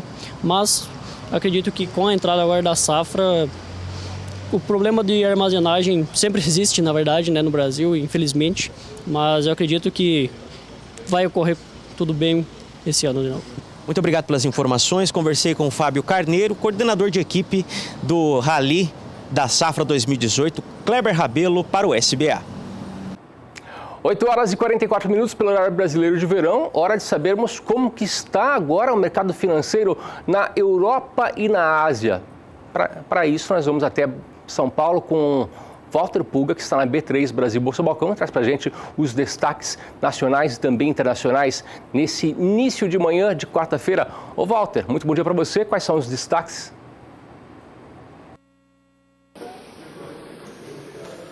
Bom dia a você, bom dia a todos, Antônio. Antes de falarmos das principais bolsas do mundo, como é costume aqui no Bom Dia Produtor, vamos lembrar que ontem nós tivemos aí a divulgação de dados sobre o aumento do consumo de silos bolsa no Brasil. Ele dobrou em 2017. Os números foram divulgados ontem e são destaque hoje no noticiário de alguns dos principais jornais brasileiros, né? É que a super safra, agora no ciclo 2016-2017, Lógico, uma super safra com preços mais baixos fora do Brasil, principalmente tendo como referência o mercado de Chicago, evidenciou aí aquele déficit de armazenagem que nós temos no Brasil.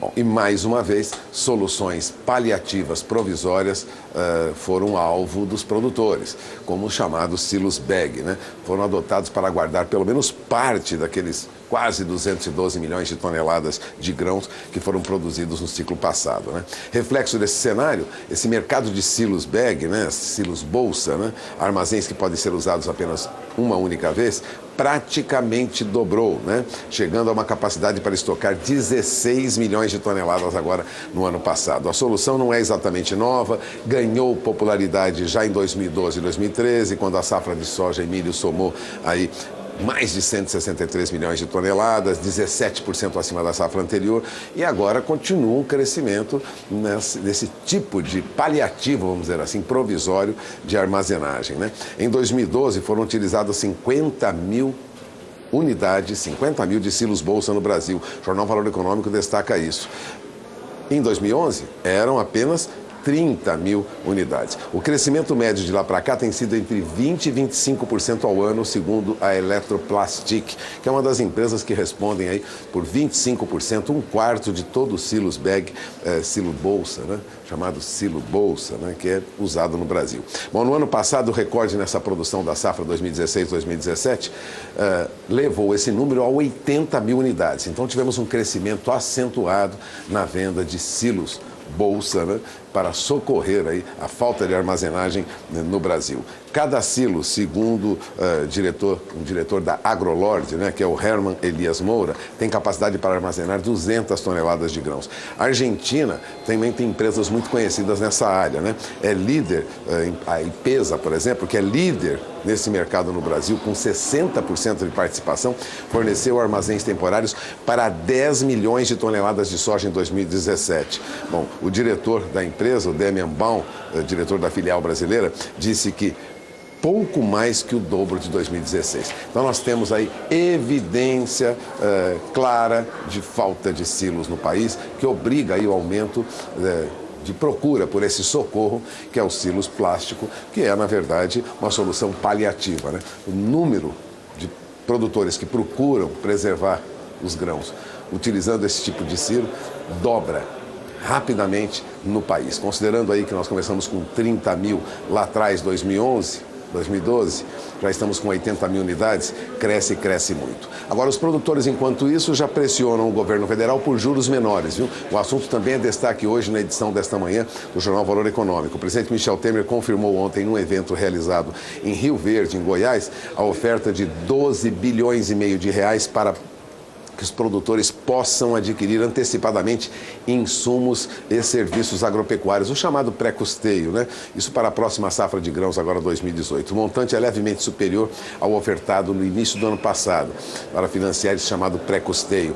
O ciclo 2017-2018 foi de 12 milhões, dos quais 11 milhões aproximadamente foram de fato liberados. Bom, mas os produtores querem mesmo juros mais baixos, né? São recursos do Banco do Brasil, taxas de juros menores que a do ano passado, mas os produtores querem juros mais baixos do que estão oferecidos agora. E ontem o presidente Temer ouviu isso em Goiás, quando esteve em Rio Verde. E esses são os destaques do noticiário desta manhã. Pressão para a queda de juros, aumento do número de silos plástico, né, para socorrer produtores. O noticiário dá conta de que o produtor está preocupado mesmo com o custo dessa produção a partir de agora, até porque esse ano não promete ser um ano de preços muito bons para produtos agrícolas. Enquanto isso, o que ocorre nas principais bolsas do mundo, você acompanha comigo agora, né, sempre tendo como referência tudo o que ocorre em outros países e que vai, de um modo ou de outro, repercutir no mercado brasileiro. Bom, as bolsas da Ásia recuaram, apesar de um tom conciliador do presidente Donald Trump, né? As bolsas asiáticas fecharam majoritariamente em baixa nesta quarta-feira, mesmo depois desse aguardado discurso do presidente dos Estados Unidos, Donald Trump, que espera uma decisão política, né? O mercado espera uma decisão política do Conselho de Política Monetária, lá do Banco Americano, do Federal Reserve, né?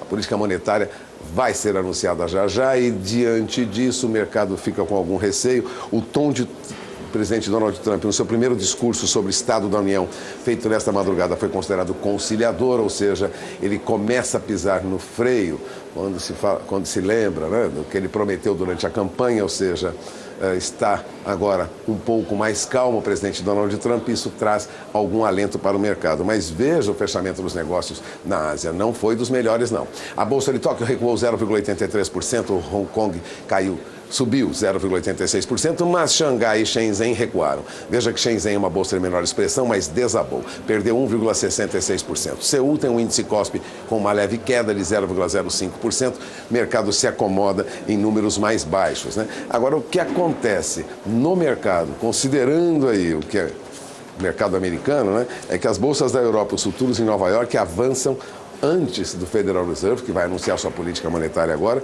e depois desse tom conciliador do presidente Donald Trump, né? Veja o que está ocorrendo na Europa depois desse discurso conciliador, né? Frankfurt sobe, mas sobe pouco, 0,13%, Londres perto da estabilidade, a Bolsa de Paris tem um índice CAC com leve alta de 0,14%, Madrid perto da estabilidade aí com leve alta de 0,06%, a Bolsa de Milão recua 0,05%, ou seja, praticamente estável, né? Agora, o que acontece no mercado americano é que há uma tendência de recuperação. Agora há pouco nós tínhamos alguns índices com leve alta no mercado americano, o mercado oscila um pouco, mas veja, Dow Jones operava em alta de 0,30%, Standard & Poor's futuro tinha ganho de 0,31%, Nasdaq valorização de 0,25%. Reação positiva no mercado americano em função do discurso de Donald Trump. Mas nada que mude muito o que nós tínhamos visto recentemente, né? As bolsas oscilam ao sabor de especulação e de discursos de presidentes como Donald Trump. Enquanto isso, o que ocorre no Brasil? Bom, antes desse discurso, nós tivemos o fechamento ontem, o índice Bovespa recuou quase 1%. Veja, nosso índice Bovespa voltou à faixa de 84.482 pontos, teve aí uma queda de 0,25%, mas chegou a recuar por volta das 16 horas de ontem, quase 1%. Aliás, operou em alguns momentos abaixo de 84 mil pontos. No final, a queda foi menor, foi de 0,25%. E o dólar? O dólar fechou em alta mais uma vez, né? Ontem o dólar subiu quase 0,5%, voltou à faixa de R$ 3,18. Veja, no fechamento, o mercado encerrava R$ 3,18 com alta de 0,44%. O dólar chegou a ser negociado acima disso, o dólar chegou a 13,19 mais 40, chegou a subir mais do que isso que nós vimos agora, e a perspectiva é de que se mantenha com essa tendência mais alta, a julgar pelos números que nós tivemos ontem.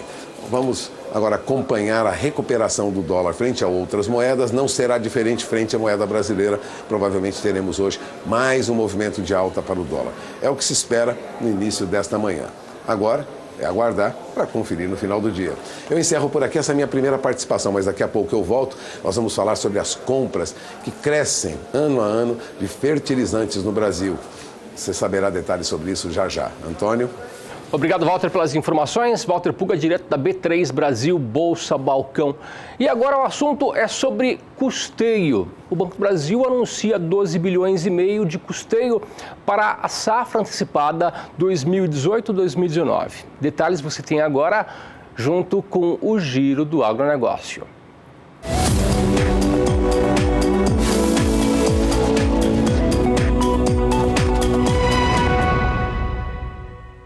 O Banco do Brasil anunciou nesta terça-feira, em Rio Verde, Goiás, a oferta de 12,5 bilhões de reais para a contratação de custeio antecipado destinado à aquisição de insumos e serviços agropecuários. O valor é 16% superior ao aplicado no ano passado e sinaliza o investimento do banco no setor agropecuário e nas boas perspectivas para a safra 2018-2019. Serão disponibilizados recursos controlados aos médios produtores no âmbito do Programa Nacional de Apoio ao Médio Produtor Rural, com taxas de 7,5% ao ano, e aos demais produtores a encargos de 8,5% ao ano. As lavouras de soja, milho, arroz, algodão e café poderão ser custeadas antecipadamente ao início da safra 2018-2019, com teto de financiamento de R$ 3 milhões por produtor. Preços pagos ao produtor 28% menores do que no ano passado, e custos de produção em alta estão levando os risicultores gaúchos a abandonarem a atividade. Um movimento que tende a se acelerar neste ano, segundo o presidente da Federação das Associações de Arrozeiros. De acordo com dados da Emater, a saca de 50 quilos de arroz em casca caiu de R$ 51,48 em janeiro de 2017 para R$ 36,95, o que não cobre nem os custos de produção. De acordo com a Companhia Nacional de Abastecimento, a CONAB, o custo de produção do setor é entre R$ 43 e R$ 47 por saca. O último ano foi marcado pela maior safra de soja da história de Santa Catarina e boa parte da colheita tem destino certo, a exportação. O produto respondeu por 9,7% de tudo que o estado exportou em 2017 e de janeiro a novembro do último ano foram embarcadas 1,8 milhão de toneladas do grão, 17,9% a mais do que em 2016. Em 5 anos, as exportações catarinenses do complexo soja aumentaram 116%. Passando de 874,3 mil toneladas em 2012 para 1,8 milhão de toneladas no último ano e faturando 745,7 milhões de dólares. O crescimento maior foi observado nas vendas do grão. Já produtos como óleo de soja e farelo de soja tiveram uma retração nesse período. Os principais destinos das exportações são China, Rússia, Coreia do Sul e Tailândia.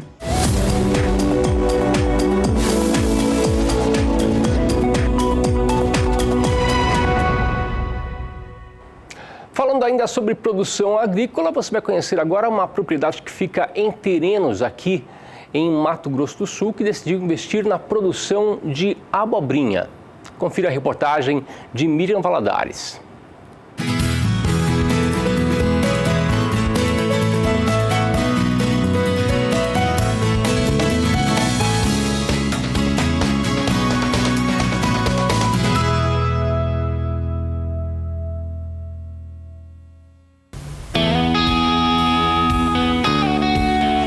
Em 2007, o produtor rural Dejair Santos de Carvalho adquiriu pouco mais de 6 hectares no assentamento Santa Mônica, localizado em Terenos, no Mato Grosso do Sul.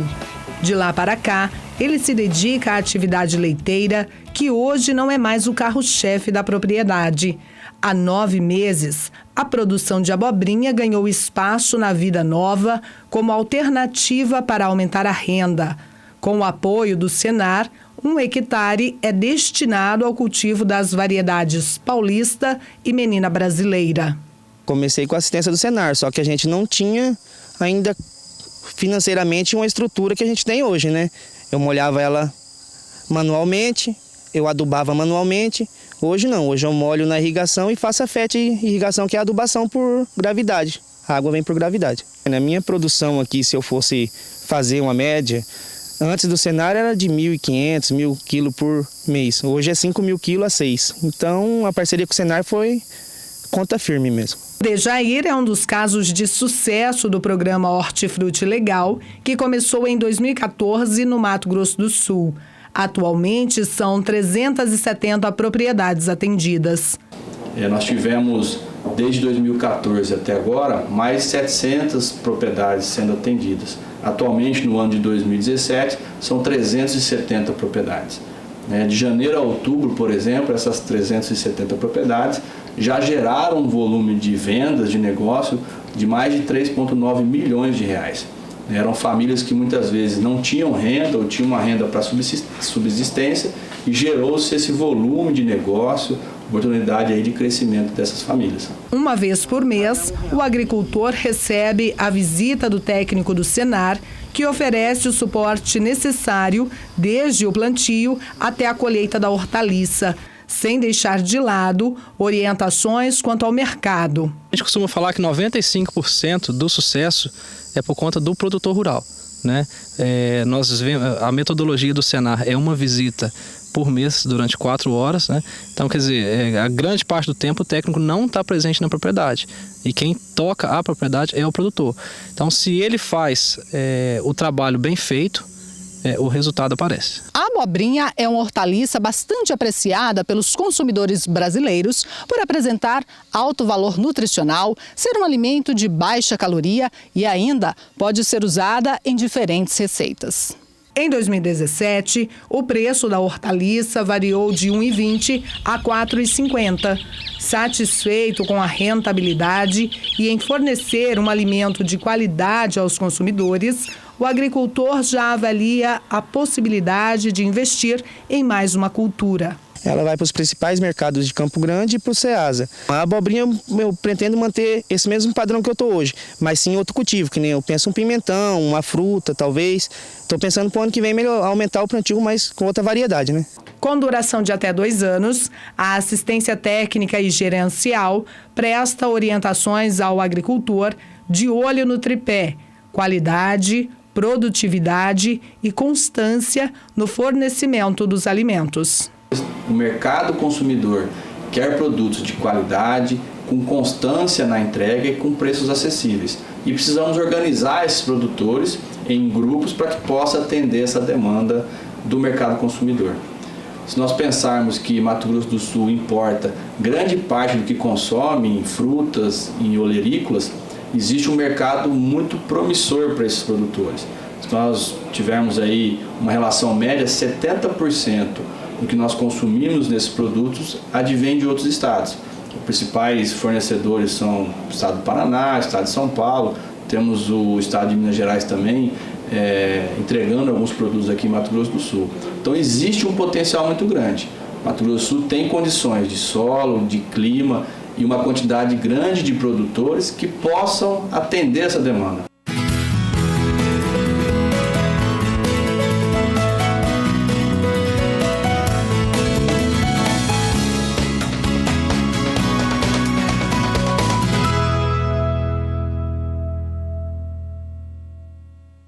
E nós vamos voltar até São Paulo, até a B3 Brasil Bolsa Balcão, falar com Walter Puga, que traz para a gente agora os dados com relação às vendas de fertilizantes.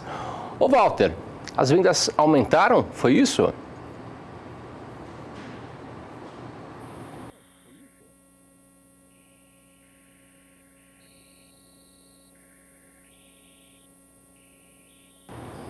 Bem, daqui a pouquinho nós vamos voltar com o Walter Puga, que está lá na B3 Brasil Bolsa Balcão. Tivemos um pequeno problema com relação ao áudio do Puga, mas agora vamos ver se a gente consegue restabelecer a conexão.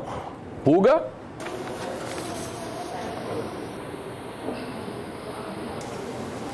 Antônio, você comentava sobre o aumento da venda de fertilizantes no país. De fato, nós crescemos ano a ano na compra de fertilizantes no Brasil. E vamos continuar crescendo. Este ano não será diferente. No entanto, o crescimento será menor do que em anos anteriores. Segundo dados da ANDA, Associação Nacional dos Distribuidores de Adubos, as entregas de fertilizantes aos consumidores brasileiros totalizaram aí quase 34 milhões e meio de toneladas no acumulado do ano passado. Esse valor representou um avanço de 1% em relação a 2016. Então, crescemos 1%.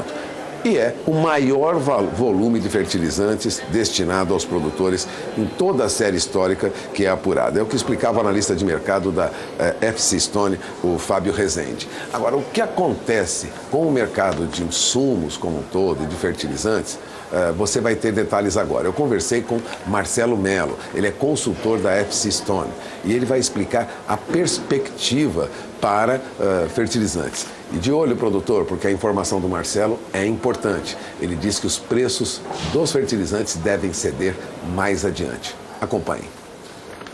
Marcelo, obrigado por ter vindo, participado do nosso programa. Vamos falar sobre fertilizantes, produtor rural de olho no que está ocorrendo. E eu pergunto, nós continuamos crescendo no consumo de fertilizantes? Somos o país que mais cresce em consumo de fertilizantes no mundo? Isso, na verdade, Puga, o Brasil é o 4º maior consumidor mundial de fertilizantes e como ele produz muito pouco internamente, nós somos o maior importador de fertilizantes mundial. E, de fato, o ano que passou foi um ano recorde. Nós subimos, na verdade, o consumo cerca de 1% contra o ano anterior, que havia sido o ano de 16, e chegamos a esse ponto recorde de 34,4 milhões de toneladas consumidas. Mas eu vejo o mercado seguindo crescendo. Em média, nós costumamos crescer cerca de 5% ao ano nos últimos 10, 12 anos, em média.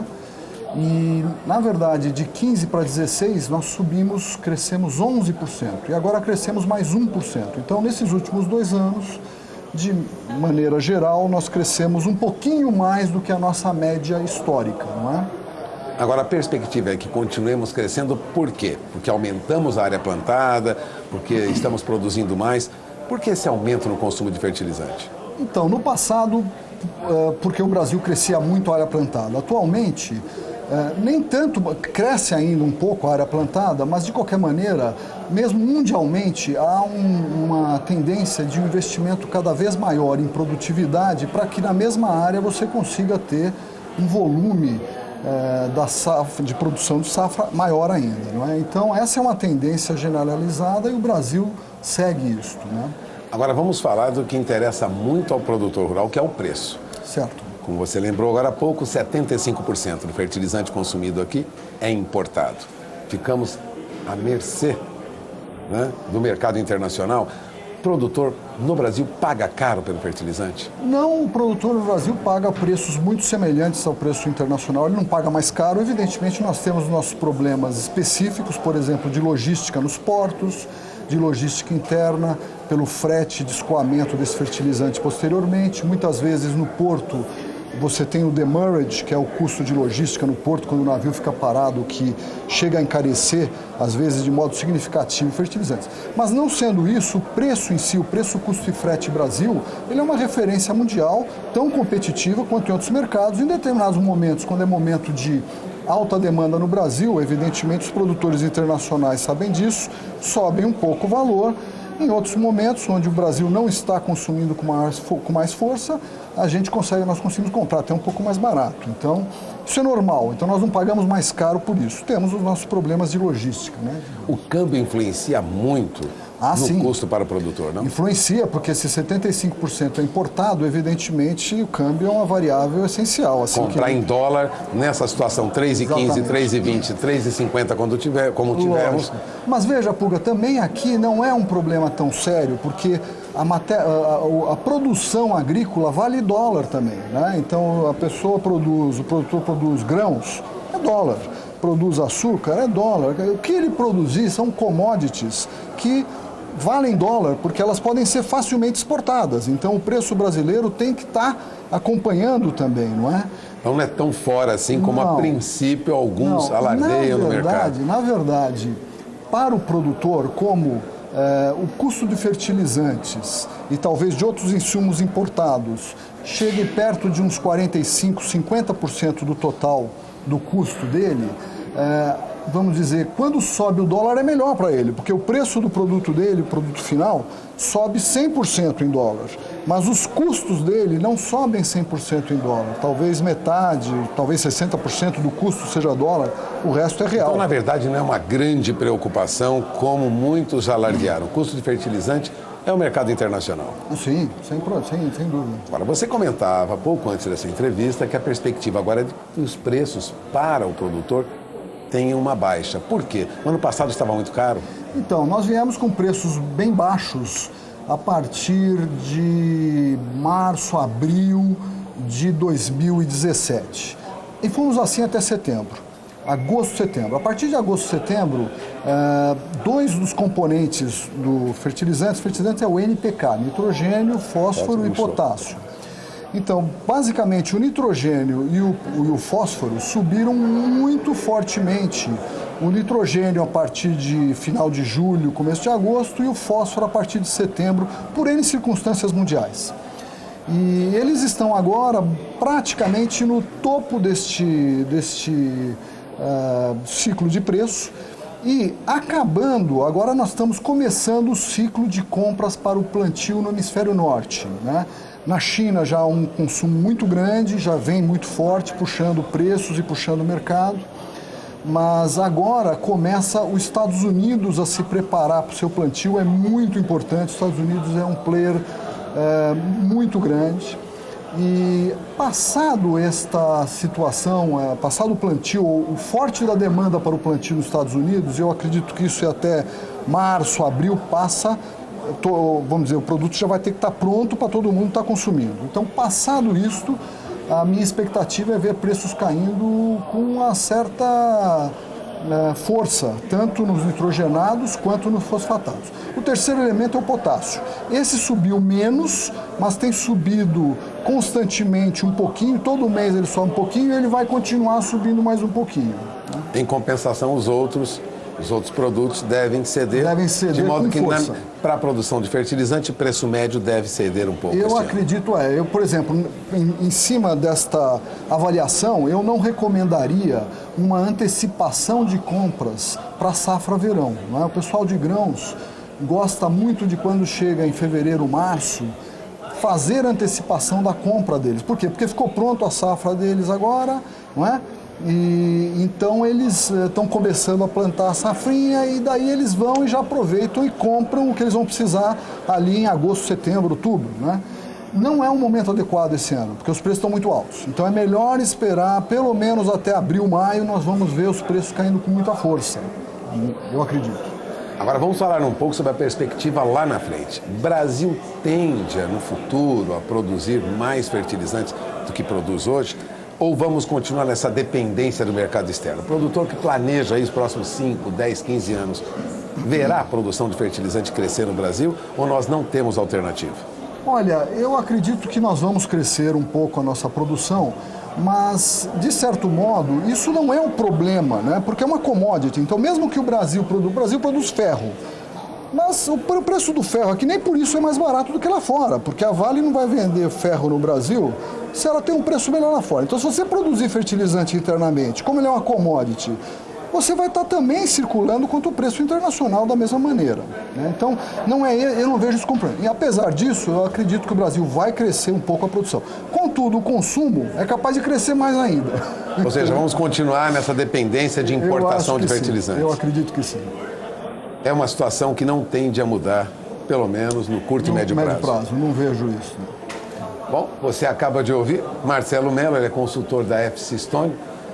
Perspectiva é de preços para fertilizantes com tendência de baixa na média e agora não seria o momento de antecipar a compra. Passamos o recado? Safra verão. Sim, safra verão. Agora o pessoal vai começar a plantar a safrinha, né? Daqui a pouquinho. E a safrinha já está basicamente comprada. A maior parte dos produtores já comprou, quem não comprou já está ali nos distribuidores pronto para isso. E aí até tem um ponto interessante. Este ano nós fizemos um consumo de 34,4 milhões em 2017, recorde brasileiro. O ano que vem eu tenho certeza que nós subiremos isso. Talvez não os 5% que nós crescemos em média, mas por quê? Porque os preços do milho estão muito baixos. Eu acho que o investimento em produtividade, ou seja, em fertilizantes na produção da safrinha esse ano será menor que no ano passado. Mas eu tenho certeza que apesar disso, nós subiremos o consumo por conta da safra verão, que daí sim nós vamos comprar bastante, como sempre. Então, entre comprar menos para a safrinha esse ano, que eu acredito que vai acontecer, e comprar um pouquinho mais para a safra verão depois, na média eu acho que o Brasil esse ano, em 2018, vai passar das 35 milhões de toneladas, talvez 35 milhões e 500. Será um novo recorde no ano que vem. Bom, você acaba de ouvir Marcelo Mello, consultor da FC Stone, especialista em fertilizantes, consultor nessa área específica de fertilizantes. Agradeço sua presença aqui, Marcelo. Obrigado pelas suas informações. Eu que agradeço. Encerramos a entrevista, voltamos ao programa. Como se vê, é preciso esperar um pouco para comprar fertilizantes agora. Os preços tendem a ceder mais adiante, é o que ressaltava Marcelo Mello, depois de analisar as condições do mercado para o próximo ano. Eu faço uma paradinha, viu, Antônio? Mas daqui a pouco eu volto, nós vamos falar sobre o mercado do café. Aliás, café, depois de uma baixa acentuada ontem, reage hoje nas principais bolsas do mundo. Eu volto já para falar sobre isso. Antônio? Obrigado, Walter, pelas informações. Daqui a pouquinho teremos informações com relação ao café, também mercado físico do boi gordo e muitas informações direto da B3 Brasil Bolsa Balcão. Tudo isso daqui a 2 minutos. Fique por aqui. 9 horas e 17 minutos, ou melhor, é isso mesmo, 9 horas e 17 minutos pelo horário de Brasília. Bom dia, produtor, de volta na sua manhã de quarta-feira. E agora o assunto é sobre investimentos. O Banco Interamericano de Desenvolvimento, o BID, vai repassar quase 200 milhões de dólares para a modernização da defesa agropecuária do Brasil. O assunto foi debatido durante a semana em Brasília e as informações você acompanha agora na reportagem de Odacil Canepa. No total, o Ministério da Agricultura vai receber 195 milhões de dólares para implantar o Programa de Modernização e Fortalecimento da Defesa Agropecuária, o PRODEFESA. O programa vai ter ainda 5 milhões de dólares de contrapartida do governo federal. Os recursos vão ser liberados de acordo com a meta do programa, conforme ficou acertado com o BID. É um programa que os desembolsos se harán em base a los resultados que logre el programa, ¿no? La diferencia es que se enfoca mucho en saber dónde quiere ir el gobierno, dónde quiere ir el país, y el banco trabaja con ello en el monitoreo y en la supervisión e verificação do resultado que se busca. O PRODEFESA vai atingir vários setores da agropecuária. Técnicos do Ministério da Agricultura discutiram os detalhes das linhas de financiamentos com os representantes do BID. O dinheiro é considerado importante para melhorar e ampliar a defesa agropecuária do Brasil. Temos projetos técnicos super valorosos, dá o salto do ponto de vista sanitário em peste suína clássica, em febre aftosa, o programa de fronteiras para monitorar a vigilância ativa na faixa de 150 quilômetros da fronteira brasileira. Nós temos modelos, por exemplo, de sofisticação da relação cliente-servidor dos laboratórios de defesa agropecuária, né? Hoje nós somos 6, precisamos ainda melhorar um processo de gestão, fizemos muitos investimentos no passado em termos de qualidade dos laboratórios, precisamos melhorar os serviços desses laboratórios para o governo brasileiro. Odacil Canepa para o SBA. 9 horas e 19 minutos, vamos voltar até São Paulo, saber como que estão as negociações nesta manhã de quarta-feira. Nós vamos começar também com as principais commodities. Temos informações do café, Pulga?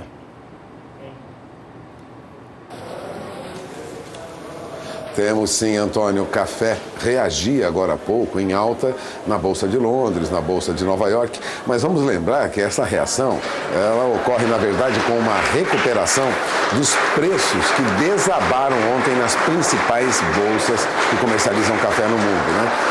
Na ICE, por exemplo, em Nova York, o café chegou a perder mais de 2,10% ontem. Os preços desabaram ontem no mercado americano. Também tiveram uma queda acentuada na Bolsa de Londres. Então, o café robusta, café Conilon, café robusta, referência no mercado de Londres, veio em queda ontem de mais de 1,60%. Bom, essa queda lá acabou atingindo aqui. Aqui nós tivemos uma perda de mais de 3 dólares por saco em alguns dos principais vencimentos. Então, o café veio abaixo. Daqui a pouco você verá o que ocorre no mercado, mas a queda ontem foi acentuada. Aliás, uma queda que já interfere no mercado físico também. O mercado brasileiro de café teve um dia travado de negócios, com forte queda em Nova York, como nós vimos, e a indústria acredita que os preços tendem a cair nos próximos dias, refletindo aí uma nova desvalorização do dólar frente a outras moedas do mundo, inclusive frente ao real. No sul de Minas Gerais, café arábica, bebida boa com 15% de captação, é negociado entre R$ 440 e R$ 445 a saca.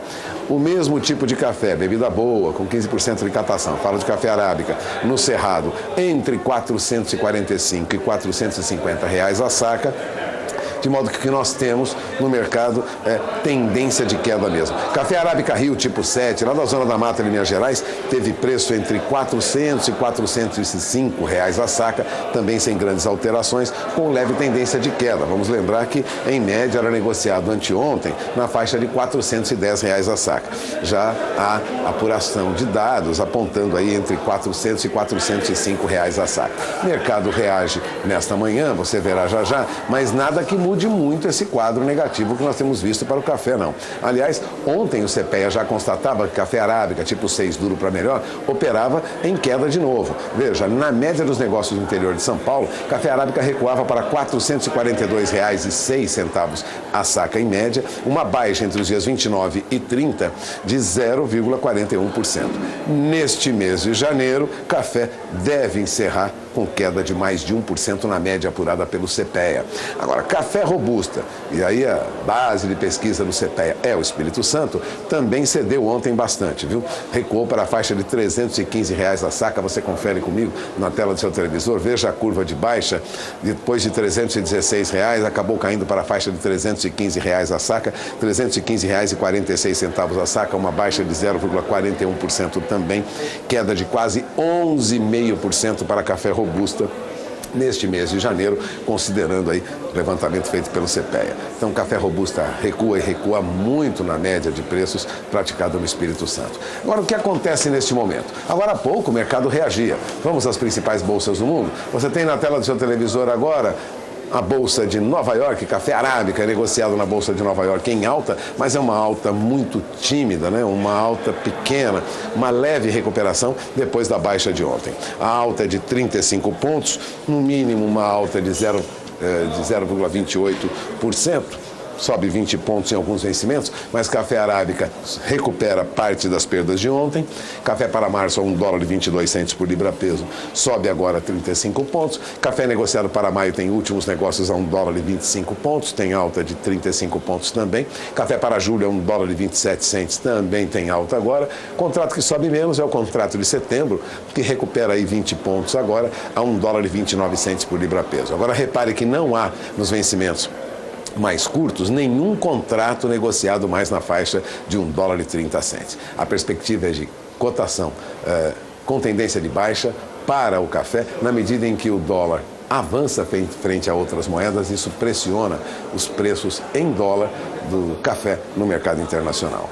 Agora, na Bolsa de Londres, o que acontece na Bolsa de Londres agora, café Robusta, depois da baixa de ontem? Veja, na Bolsa de Londres nós temos no painel, você acompanha comigo agora, uma recuperação de 27 até $32 por tonelada.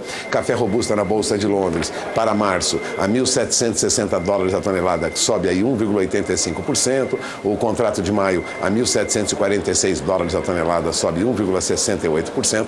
E o café negociado para julho a $1.782 a tonelada, tem alta de mais de 1,5%.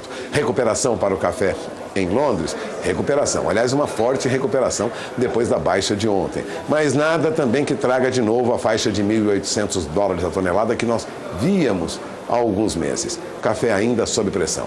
E aqui na B3? Na B3, nosso mercado futuro de café, você acompanha a partir de agora. Os últimos negócios você tem na tela do seu televisor. Café arábica negociado aqui tem alta de quase 0,5% no vencimento mais curto. O contrato de março sobe agora para $154,90 a saca, ganha quase 0,5%. E o café negociado para setembro, né? Referência para o produtor de café no Brasil, o contrato de setembro recuava ontem para $154,75, volta agora, sobe para $155 a saca, recupera 25 centavos de dólar por saca nos últimos negócios. Agora, 9h25, horário de Brasília, passamos pelas principais informações sobre os negócios no mercado do café e vamos, como sempre costumamos, para o mercado do boi gordo, porque a pressão de baixa sobre boi gordo começa a se intensificar, né? O mercado físico do boi gordo teve preços mais firmes nesta terça-feira, uma baixa continua no entanto. No entanto, vale lembrar também, a pressão de baixa foi mais fraca ontem. Os frigoríficos começam a encontrar agora alguma dificuldade para a compra de gado, já que os pecuaristas relutam, né, em vender os atuais preços do mercado. É o que dizem analistas de safras e mercado, como Fernando Henrique Iglesias. Aliás, ele acrescentou que o escoamento da carne bovina entre as cadeias segue muito lento, dinâmica que pode se alterar agora na primeira quinzena de fevereiro, com a definitiva retomada das aulas nas principais cidades do país. Em São Paulo, o preço indicado ontem, em média, era R$ 148,00 a arroba, ou seja, o mercado mantém cotação firme ainda em 148 em São Paulo. Em Goiás, R$ 136,00 a arroba, caiu um pouco, estava na faixa de 137. Em Minas Gerais, R$ 138,00 a arroba, estável. E no Mato Grosso do Sul, R$ 136,00 a arroba na região de Dourados. Estava 135, 135,50, já subiu ontem no Mato Grosso do Sul para R$ 136,00 a arroba. Agora, o CPEA constatava no interior de São Paulo uma outra baixa para a média dos negócios com boi gordo. É o que você acompanha comigo agora. Vamos ao painel? Você tem na tela do seu televisor agora preço médio apurado pelo CPEA ontem no interior de São Paulo, R$ 145,65 a arroba em média, uma baixa entre os dias 29 e 30 de janeiro de 0,48%. No mês, boi gordo, que ainda ontem ganhava 0,24%, agora recua 0,24% e deve encerrar janeiro com queda aí de pelo menos 0,15%, 0,20% na média apurada pelo CPEA. Bezerro negociado no Mato Grosso do Sul continua em baixa. Viu? Ontem, recuperação, mas uma leve recuperação na média dos preços apurados pelo CPEA. Bezerro, no Mato Grosso do Sul, a R$ 1.144,80 por cabeça, teve até que uma leve alta, né? É o que você confere comigo agora na tela do seu televisor, R$ 1.144,80 a cabeça, alta de 0,15%, mas a baixa no mês é evidente, né? 2,27% no indicador do CPEA. Aqui na Bolsa nós tivemos ontem queda de até 80 centavos de real por arroba para a média dos negócios com boi gordo no mercado futuro. Você acompanha agora os primeiros negócios nesta manhã. Boi gordo é negociado aqui na B3 com esses valores que você tem no painel. O contrato de boi gordo para janeiro mantém uma leve recuperação de 5 centavos por arroba nos últimos negócios a R$ 145,70 a arroba. O boi para fevereiro estava a 145, continua em baixa. Caía ontem e cai agora para R$ 144,20 a arroba. Boi negociado para março, ontem perdia 80 centavos de real por arroba, recuava para R$ 143,60 a arroba. E o boi para outubro, que estava ainda na faixa de 152, 151, 153, definitivamente já arruma a faixa de R$ 151 a arroba. Ontem recuava mais um pouco e a perspectiva é de que continue sob pressão os preços do boi gordo nos próximos meses. É o que indicam os negócios no mercado futuro. Agora, 9h29, horário de Brasília. Antes de encerrar, eu gostaria de rapidamente passar a informação sobre o dólar. Vamos para o dólar? Veja o que está ocorrendo com o dólar. Depois de uma movimentação ontem no mercado, que trouxe o dólar aí à faixa de 13,18 até 13,19, veja, o dólar agora perde quase 0,60% e recua de novo. Cai para R$ 3,16 mais 10. Mesmo com o discurso conciliador do presidente Donald Trump e valorização do dólar nesta manhã, o que ocorre frente ao real é uma acomodação em valor um pouco mais baixo. R$ 3,16 é o início dos negócios nesta manhã. Eu encerro por aqui a minha participação em Bom Dia Produtor. Volto agora o sinal para Campo Grande. Antônio. Obrigado, Walter, pelas informações, pela participação. Walter Puga volta amanhã aqui no Bom Dia Produtor. Nós voltamos também amanhã às 7h15 da manhã. Se você perdeu algum conteúdo, quer rever a edição de hoje, basta você acessar daqui a pouquinho o nosso canal no YouTube, youtube.com/canal do Boi. Para você, ótima quarta-feira. A gente se fala amanhã às 7h15 da manhã. Até mais.